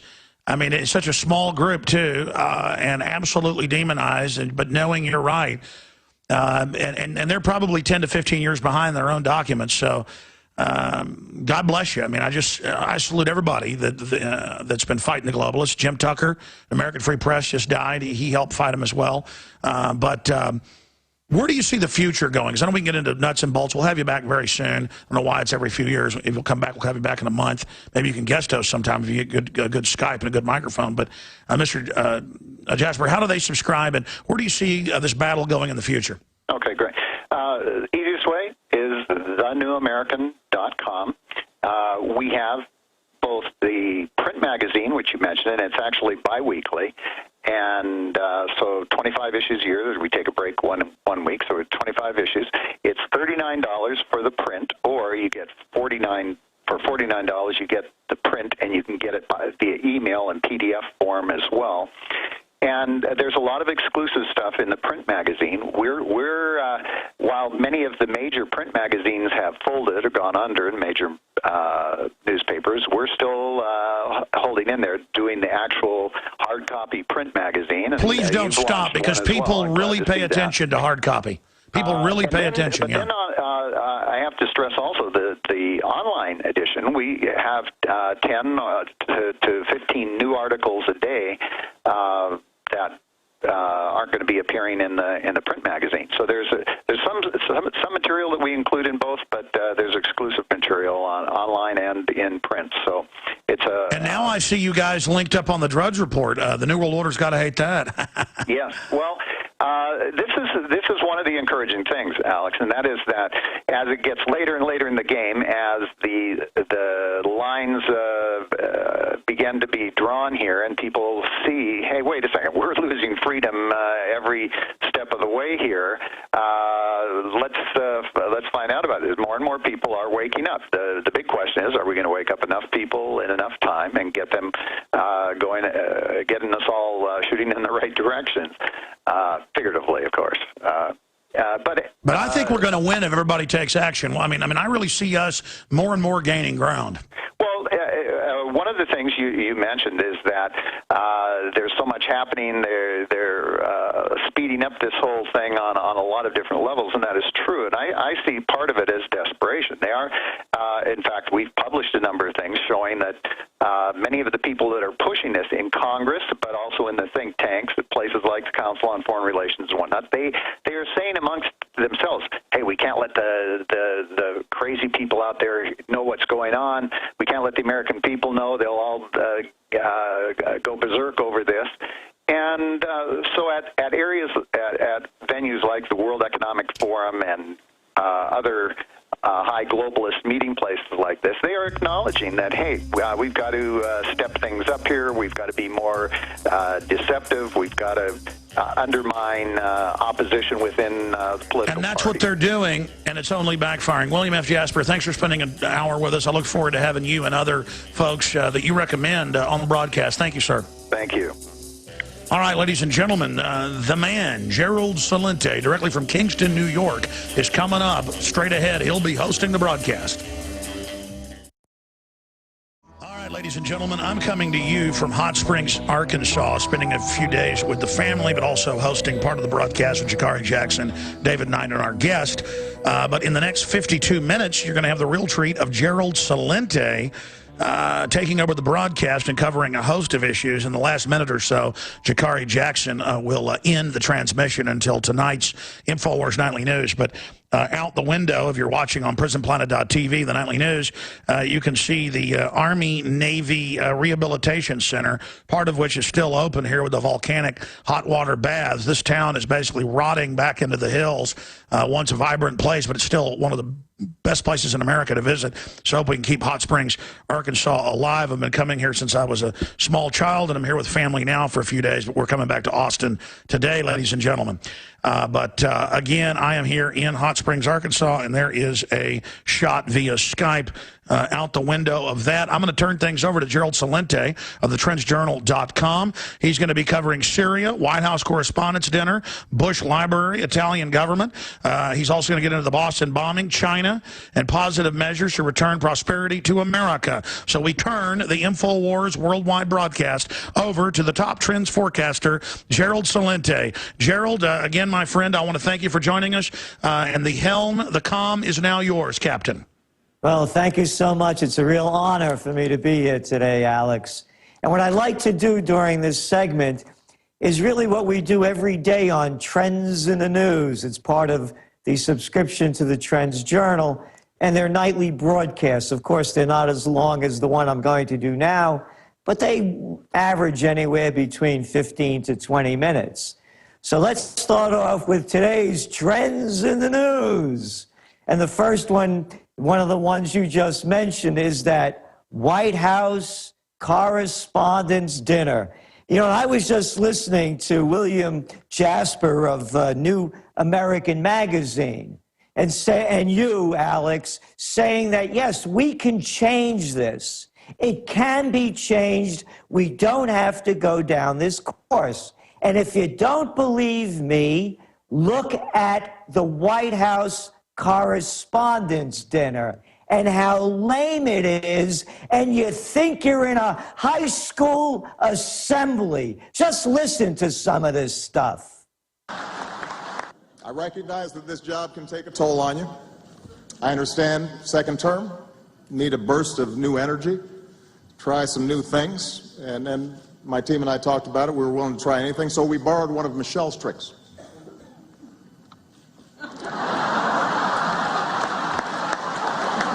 Listen to the prostitutes. That's enough. That's enough. Then you hear Conan O'Brien. You listen to the prostitutes clap on cue. It's disgusting. And what's more disgusting is how anybody could look up to this stuff. And you look at all the media that came out. Oh, Obama hit him with a 1-2 punch. Oh, Conan was fabulous. The guys are reading like this from their notes. And all the prostitutes laugh. They should be, it's a disgraceful spectacle of human beings acting at the lowest level. So you take this information, and this is what you're fighting. This is what you're up against. You're up against nothing. You've heard me say this before. I'll say it again. All these politicians are the same people you couldn't stand in high school and college that wanted to be class president and head of the student council. The suck-ups, the brown-nosers, the glad-handers, the overly ambitious and the insincere. And who are the prostitutes? The same clowns that were the journalists that ran the school newspapers. It's like they're talking to the principal of the school or the president of the college when they interview the president. So when I listen to Mr. Jasper, when I listen to Alex Jones, the future is ours, unless you think they're better than you are. So to me, it's very hopeful. You look at these clown acts, amateur hour for what it is. Let's move on. Gold. Whoop. Chip. Gold prices are up a little bit today. And they're up about 12% since when they bottomed out a few weeks ago. And I've said this before for those of you who haven't heard it before. My first buy of gold was in 1978 at $187.50 an ounce. I also bought gold on January 20th, 1980 at the high during the day at $875. It closed at $850. I remember what it felt like back then when the market was diving. Very different sentiment now. Back then there was no Russia. Back then there was no China. Russia was the Soviet Union. Everything east of Berlin was locked behind the Iron Curtain. The only thing people knew back then about China was Mao. India? They knew nothing about India. It's a global world now. You're seeing the people rushing in to buy gold as the prices are dropping because everyone knows that you cannot keep juicing the economy by printing more money. So look at the news today.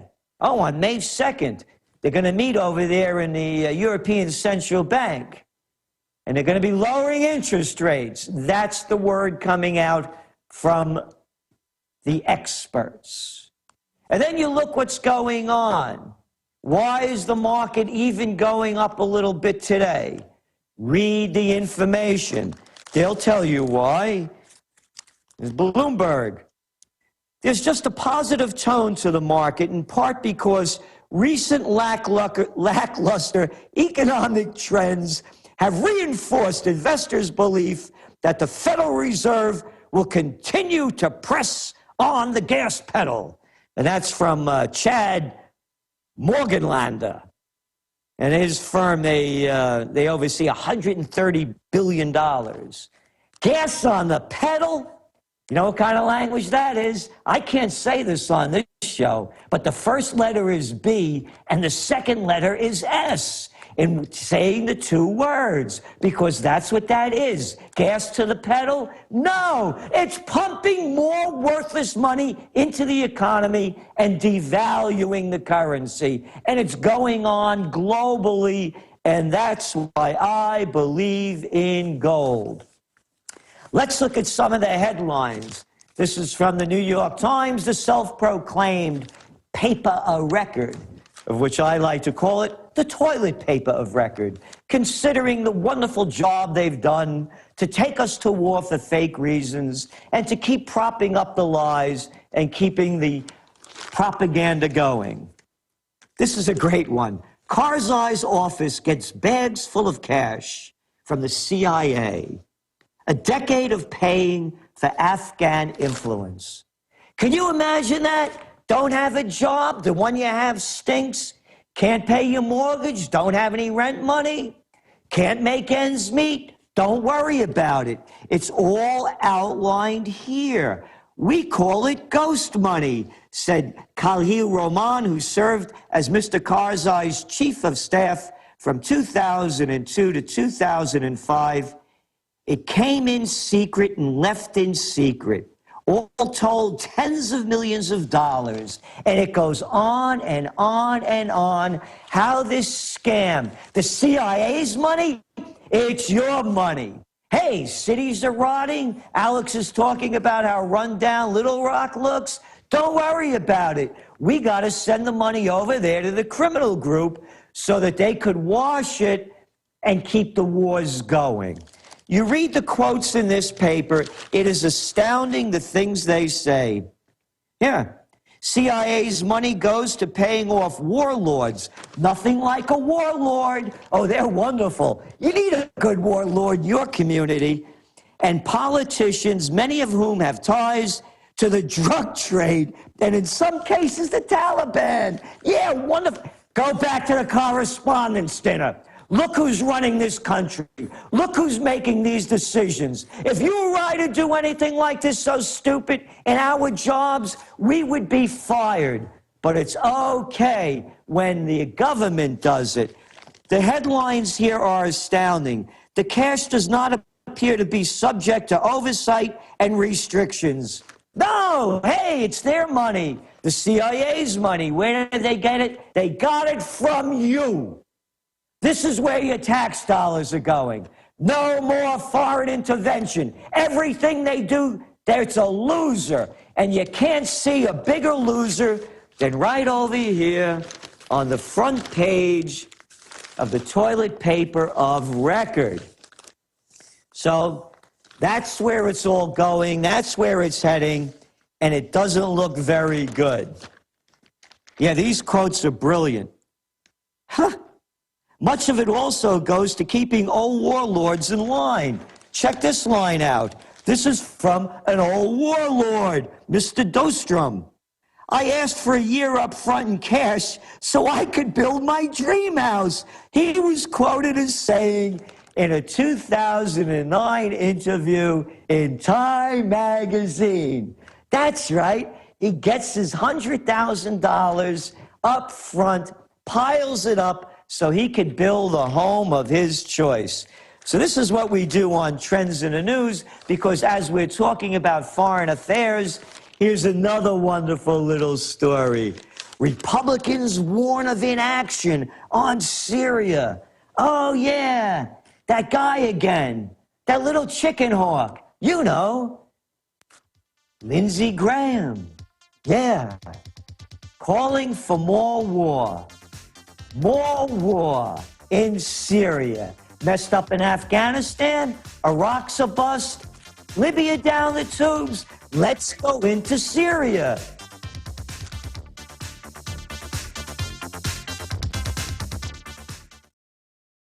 Hi, this is Gerald Celente, hosting on the Alex Jones Show. An honor to be here. As I was talking about Syria when we went into the break, don't worry about it. The New York Times just reported, hey, them Islamists are taking over there in Syria. That's okay. They're everywhere. And you know who built the Islamist group, don't you? That was Jimmy Carter. Yeah. You remember the proxy war that the United States started giving money to people like Osama bin Laden and all the rest of them to fight the Russians when they were going into Afghanistan to stop the Russians? Yeah, those Islamists. So now they want more money, they want more intervention, people like Lindsey Graham calling for more action in Syria because it appears they're all suffering from attention deficit disorder. Clashes carry worries of a new civil war in Iraq. That's right, a new civil war in Iraq. That's the word coming out. But hey, why believe me? Look at the papers. Oh, 11 dead in another car bomb in Iraq. Wonderful. Yeah, but listen to what happened over when President Bush announced the opening of his new library. You know, President Obama said that he's drawing a red line that Syria can't cross. I wonder if he got the crayon from Bush to draw that red line. What a we! I love the language that they use. We're taking this off the table. That's the other lovely one they use. We're taking it off the table and we're drawing a red line. Islamist rebels create dilemma on Syria policy. Nowhere in rebel-controlled Syria is there a secular fighting force to speak of. And this is from the toilet paper of record. So, going back to how they keep screwing up and getting more opportunities to do so, Karl Rove, you remember him? That was Bush's front man, back man, side man, and man behind the scenes. Yeah, the porky pig of politics, Karl Rove. Here, Karl Rove on Bush legacy. He got the big things right. I do believe that the Iraq War was the right thing to do, and the world is a safer place for having Saddam Hussein gone. Don't you all feel happy? Don't you feel safe? Having a nice day? Who cares about Saddam Hussein? What a big lie, and how come these guys aren't brought up on war criminal charges to see who knew what when regarding WMDs of weapons of mass destruction? So Bush was interviewed by all of the prostitutes on all of the channels from the mainstream media, and they all sucked up. And all Bush kept saying, and all the mouthpieces are saying, is let's let history decide. Oh, yeah, let history decide if Bush messed up or not. Why let history decide? Let's decide now with the facts. I'll tell you why they want history to decide. Here it keeps going. Here he goes. The porky pig of politics, Karl Rove. The greats, you know, You can't touch George Washington, Abraham Lincoln, FDR, the greats. But yeah, I put George Bush up there, says Rove, who refers to a recent ABC Washington Post poll that found 40% approve of Bush as evidence that he will continue to be remembered more keenly as time goes by. He'll be remembered more keenly as time goes by because everybody will forget what a screw-up he was. He didn't even show up on Inauguration Day. That's right. That's how much the people hated him. They booed him. They booed him. No, it was Cheney that didn't show up. They booed Bush when he showed up with Obama. That they never booed a president, a leaving president before. Mussolini could have got elected after having 8 years of Bush. And guess what? We got him. Fascism. The merger of state and corporate powers. And we're going to look at more of that when we come back with Trends in the News. And we're going to see why China is going to outbeat the United States as we keep going down. But there are other ways to go up, and we'll talk about those too. This is Gerald Celente on the Alex Jones Show. Hey, I'm back, and here's Dave Brubeck. Take 5. Da-da-da-da-da-da-da. Hey, that was before rap. Hey, you a hoe, you a hoe. God, I grew up with Dave Brubeck, man. I love that stuff. This is Gerald Celente back on live on Alex Jones Show doing some of our Trends in the News. And when I left off, I was talking about what's going on in Syria, what's going on in Iraq, and how this military-industrial complex is destroying the nation. And I said I would also give some positive elements of how we could turn this around, move forward, and rise to higher levels economically, quality of life and quality of spirit, because it really comes back to morality. Here, from the toilet paper today, armed men surround ministry in Tripoli. At least 20 pickup trucks loaded with anti-aircraft guns block the roads while men armed with AK-47s and sniper rifles directed traffic away from the buildings around the ministry. Hey, I heard Obama say that they were going to bring freedom and democracy to Libya. I heard that little weasel chicken hawk Cameron and Sarkozy from France. You remember him? Yeah, the guy that's now, the former president of France. You know, the guy that now is going to be running a hedge fund if everything goes right, saying how they were going to free those people of Libya from their oil. You think we'd be in Iraq? You think we'd be in any of these countries? Oh, Libya, by the way, has some of the best sweet crude oil on the planet. The whole system is breaking down. Everything they touch, they turn to garbage. They destroy it. When the governments, we have no business intervening in anyone else's country. Period, paragraph. I am an American. I believe in the Constitution.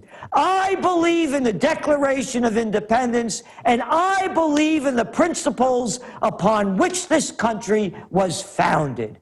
And when you see little cartoon characters like the Clintons and the Bushes and the Obamas doing their cheap routines and put them in a category with Madisons and Jeffersons and Washingtons, who warned us not to become engaged in foreign entanglements. Who are these little weasels like Lindsey Graham and McCain, insane McCain? And by the way, he's not a war hero. No. He crashed his plane a couple of times, couldn't land on the aircraft carrier, and if his old man wasn't an admiral, he would have been booted out. And what's he a hero for? Oh, he was flying over, bombing innocent Vietnamese, and they shot down his plane. That does not make you a hero. And these are the people that keep yelling for more war, more war. Bring home the troops, bring home the money, rebuild America. This is garbage what these guys are talking, and you know you're not going to get the truth, because all you have to do, if you want to torture yourself, as I did the other night, watch the president's White House Correspondents' Dinner, and you'll see the low level of human beings that call themselves journalists. I love that guy on CNN, Don Lemon. Perfect name for the cat. A lemon if there ever was one. But I digress a little bit. Let's move on to some more news.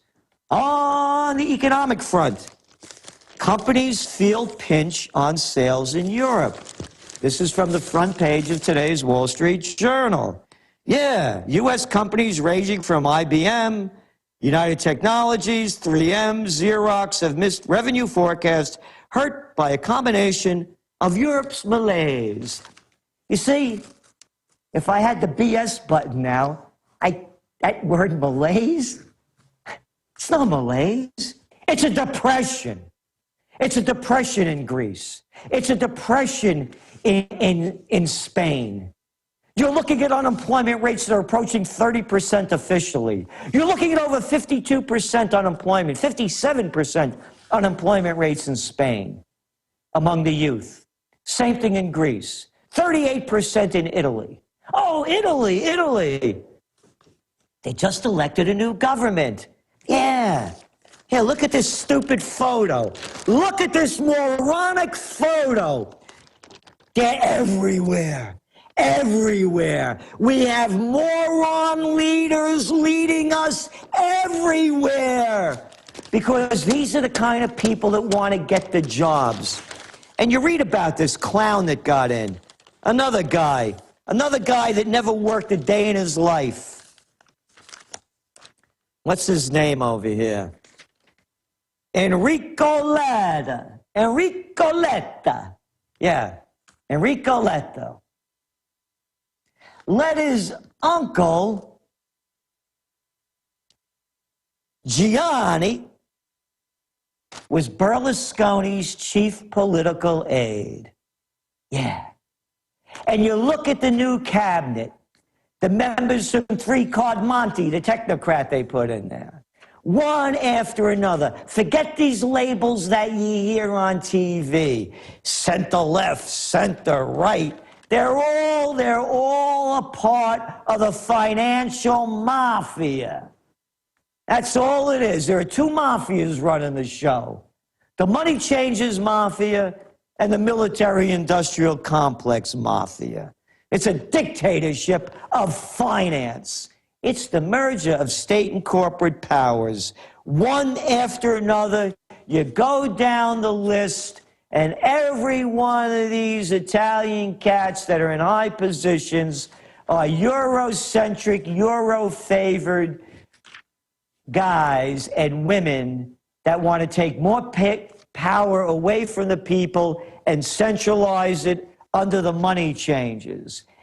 Euro is a failure. Italy, Spain, Greece, Portugal, Ireland, they're suffering the worst downturn since the Great Depression. The euro is a failure. It's only 12 years old. It's finito. They should bury it, but they're going to prop it up because it's easy when you have a centralized currency, a centralized bank, to steal your money. It makes it a lot easier to do a lot of smaller deals. And a guy yesterday went berserk in Italy. Mayhem greets Italy's, quote, grand coalition of mobsters. Here, this is the guy. Luigi Preti, 46, unemployed, and apparently driven to desperation, opened fire with a pistol, wounding 2 police officers. This is from the Financial Times. Unemployed, apparently driven to desperation. When people lose everything and have nothing left to lose, they lose it. And that's what we're seeing more and more of. Let's move on to some other news here. What do we got here in the Wall Street Journal? Oh, more about those Boston bombers. There's a big story. Talk about the 19-year-old is being treated for gunshot wounds in his throat, head, and legs that he received during confrontations with police days after the April 15th bombing. I'd be hitting the BS button on that one. You know why? You remember the story. The story was in the Washington Post. The story was all over the media. That's right. There was a confrontation. You heard the word. There was a confrontation. They found him in the boat. Remember? The guy goes outside, he's having a smoke, sees the tarp on his boat's not put on right, sees some blood stains. There's the kid lying there wounded. And what did the cops do? You remember the first story. They exchanged gunfire. Yeah, that's right. They had, what, 9,000 troops there? They could have, they could have led the Battle of the Bulge. They had enough equipment and men and armaments. So no, the gun battle never happened. It was a lie, just like the other lie, or misinformation, excuse me. Misinformation about how they also robbed the 7-Eleven that they never robbed. So why would anybody believe anything? But here's the way they wrote it. Again, this is from the Wall Street Journal, received during confrontations with police. No, they shot into the boat. The kid was lying there. Couldn't they say, come out, your hands up? Whatever happened to that one?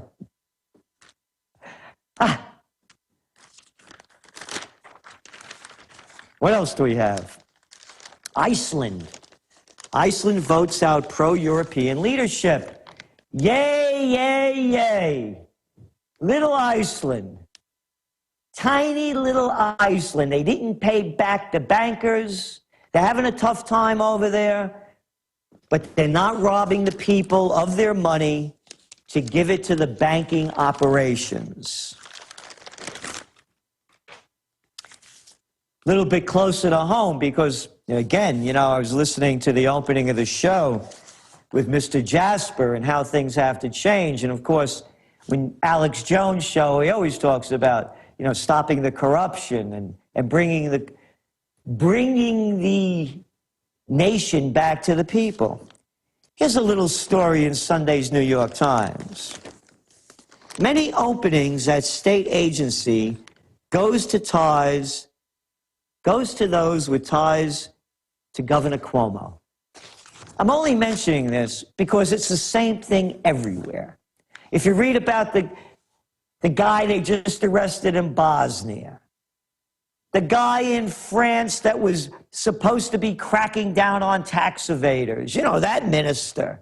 And then they found out he had a couple of $1 million in a Swiss account. It's the same thing everywhere. And nothing is going to change, nothing, until the morality changes.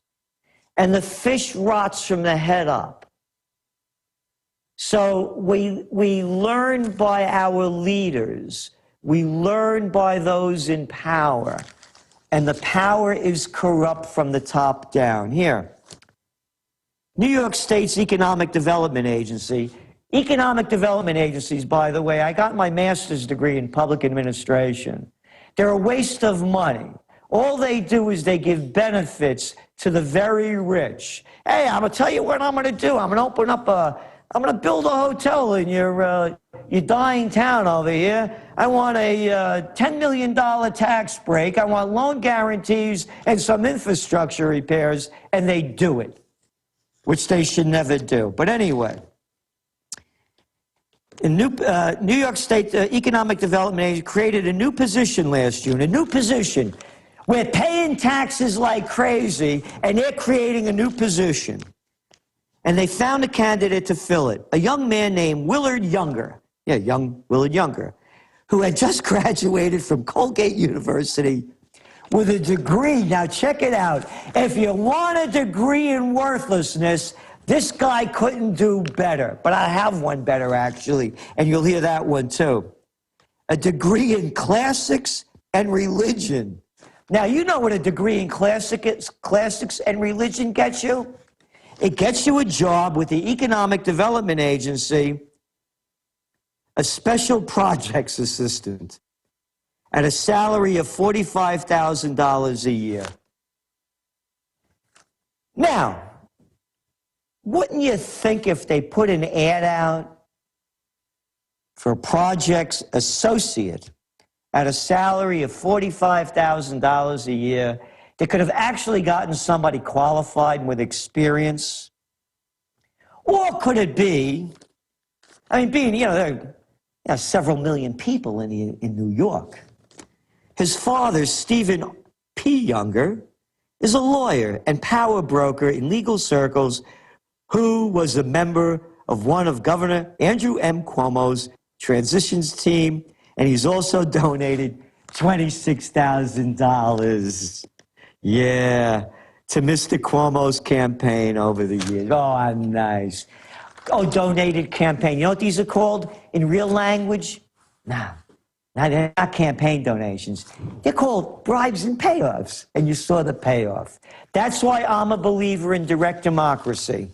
The whole system is rigged, and if you're not in it, you don't get anything from it. This story actually gets a lot better, It's one stupid thing after another. And the jobs that these guys get. There's this other guy, Mr. Molis. He was hired at $75,000 a year as a strategic planner associate. He graduated with a degree in ASSYRIOLOGY, Assyriology, the study of ancient Mesopotamia. Yeah. His ties, his father and his father's real estate firm have donated a total of $75,000 to the Cuomo campaign. So I guess they broke even on that one, huh? 75 into the campaign, 75 a year into his son's pocket. The whole game is rigged all over the world. So the stock market's going up a little bit today. How come? Well, as I said earlier, good news, good news. The Fed's going to keep its foot on the pedal. That's right, pumping more money. That's boosting the market. Now, this is important. Interest rates, as we know, are at historic lows. So the other reason that the market's going up is pending home sales increased 1.5%. After a revised 1% decline the prior month. It was 0.4% when it came out with this number. Now remember, 1.5%. This is after dumping trillions of dollars into the economy. This is after keeping interest rates at record lows. And this is after the FHA are giving out loans with people only putting down 5%. So you can see, even with all of this juice going in, it's not going to be a happy ending. And again, that's why I believe in gold. Gold is golden because they're going to keep having to pump more money into it. It ain't working, not going to work. But don't worry, they'll get us to war and that'll get your mind off it. Last segment. Thank you, Alex Jones. This is the Alex Jones Show, and this is Gerald Celente giving you an example of our Trends in the News that we do every Monday through Friday as part of your subscription to the Trends Journal. Now, I said I was going to give some positive elements, say a little bit more about China. China's going to do better than the United States. I don't believe China's going to go to war. They're building their internal economy. They have 1.2 billion people there, and they have a lot of business to do with each other. And that's where they're going to go in the future. And that's the way America should go. That's the way Italy should go. You know my saying, think for yourself. That's the way I see it. I want my money staying in my country. I don't want it going anywhere. Anywhere in foreign aid, anywhere in foreign products. I want to buy shoes from America. I want to buy my shirts made in America. And I want to buy all my product local. And boy, do we have great local product up here in colonial Kingston in the heart of the Hudson Valley. I just had some capicola that they made over here locally that was as good as I've had in Italy. The way we bring this back is we do business with each other, just like the Chinese are going to do. And hey, if it's good enough for the Chinese, why shouldn't it be good enough for us? Or maybe you want to buy that next shirt from another sweatshop that blows up, burns down, or is destroyed in Bangladesh that just killed 400 people. So you could go shopping at a large self-storage unit that they call Walmart or Target. Buy local. And number one, again, think for yourself, only what I'm saying, break the chains. If you're going to go out for a cup of coffee, break the chains. Go local. Break the chains. We become corporate slaves. Unless, of course, you go to Colgate and your old man gives Cuomo money or whatever other state you live in. Then you'll get a good job with your degree in worthlessness. So those are some positive elements. The future doesn't have to be the way it's going. We create the future. Again, go back to the beginning of this program. Look at that correspondence dinner. Look at these low-life politicians. Look how low they have taken this nation. So I want to thank Alex Jones. I love being on this show. Keep up the good fight. Everyone join in. And now I want to turn it over to Jakari Jackson. This is Gerald Celente, and that was some of today's Trends in the News. All right, Jakari Jackson back here live. Is Gerald still with us? I just want to ask Mr. Celente, if I can ask you, you ended talking about China. How do you feel about the Chinese market telling us how to make our movies, demanding edits to movies like World War Z and Iron Man 3? Hey, the Chinese own our money. You know, they're buying up all the movie theaters. They're buying up a whole chain of movie theaters. You know that. They own a big chain. So, you know, they're in control. The golden rule. Those who have the gold rule. Exactly. Now, Mr. Celente, how can people get a hold of your materials? Trendsjournal.com, trendsjournal.com. And Jakari, we know that people are having a difficult time, you know, making ends meet. We have a discount request page there. We try to make the Trends Journal available to everybody so that they can prepare for the future. There's a bright future for those who see the future and move in the right directions. All right, Gerald Celente, definitely appreciate your time, sir. Thank you, Jakari. All right, well, that's it for this edition of the Alex Jones Radio Show. Thanks to Mr. Celente, Alex, David Knight, and everybody else who had a hand in this, the great crew working overtime. Alex will be back, or at least Skyping in, I should say, tomorrow. Also, myself, maybe David Knight will be back in here as well. So Infowars Nightly News tonight. David Knight will be hosting. Sybil Edmonds, will be our guest. We'll see you then.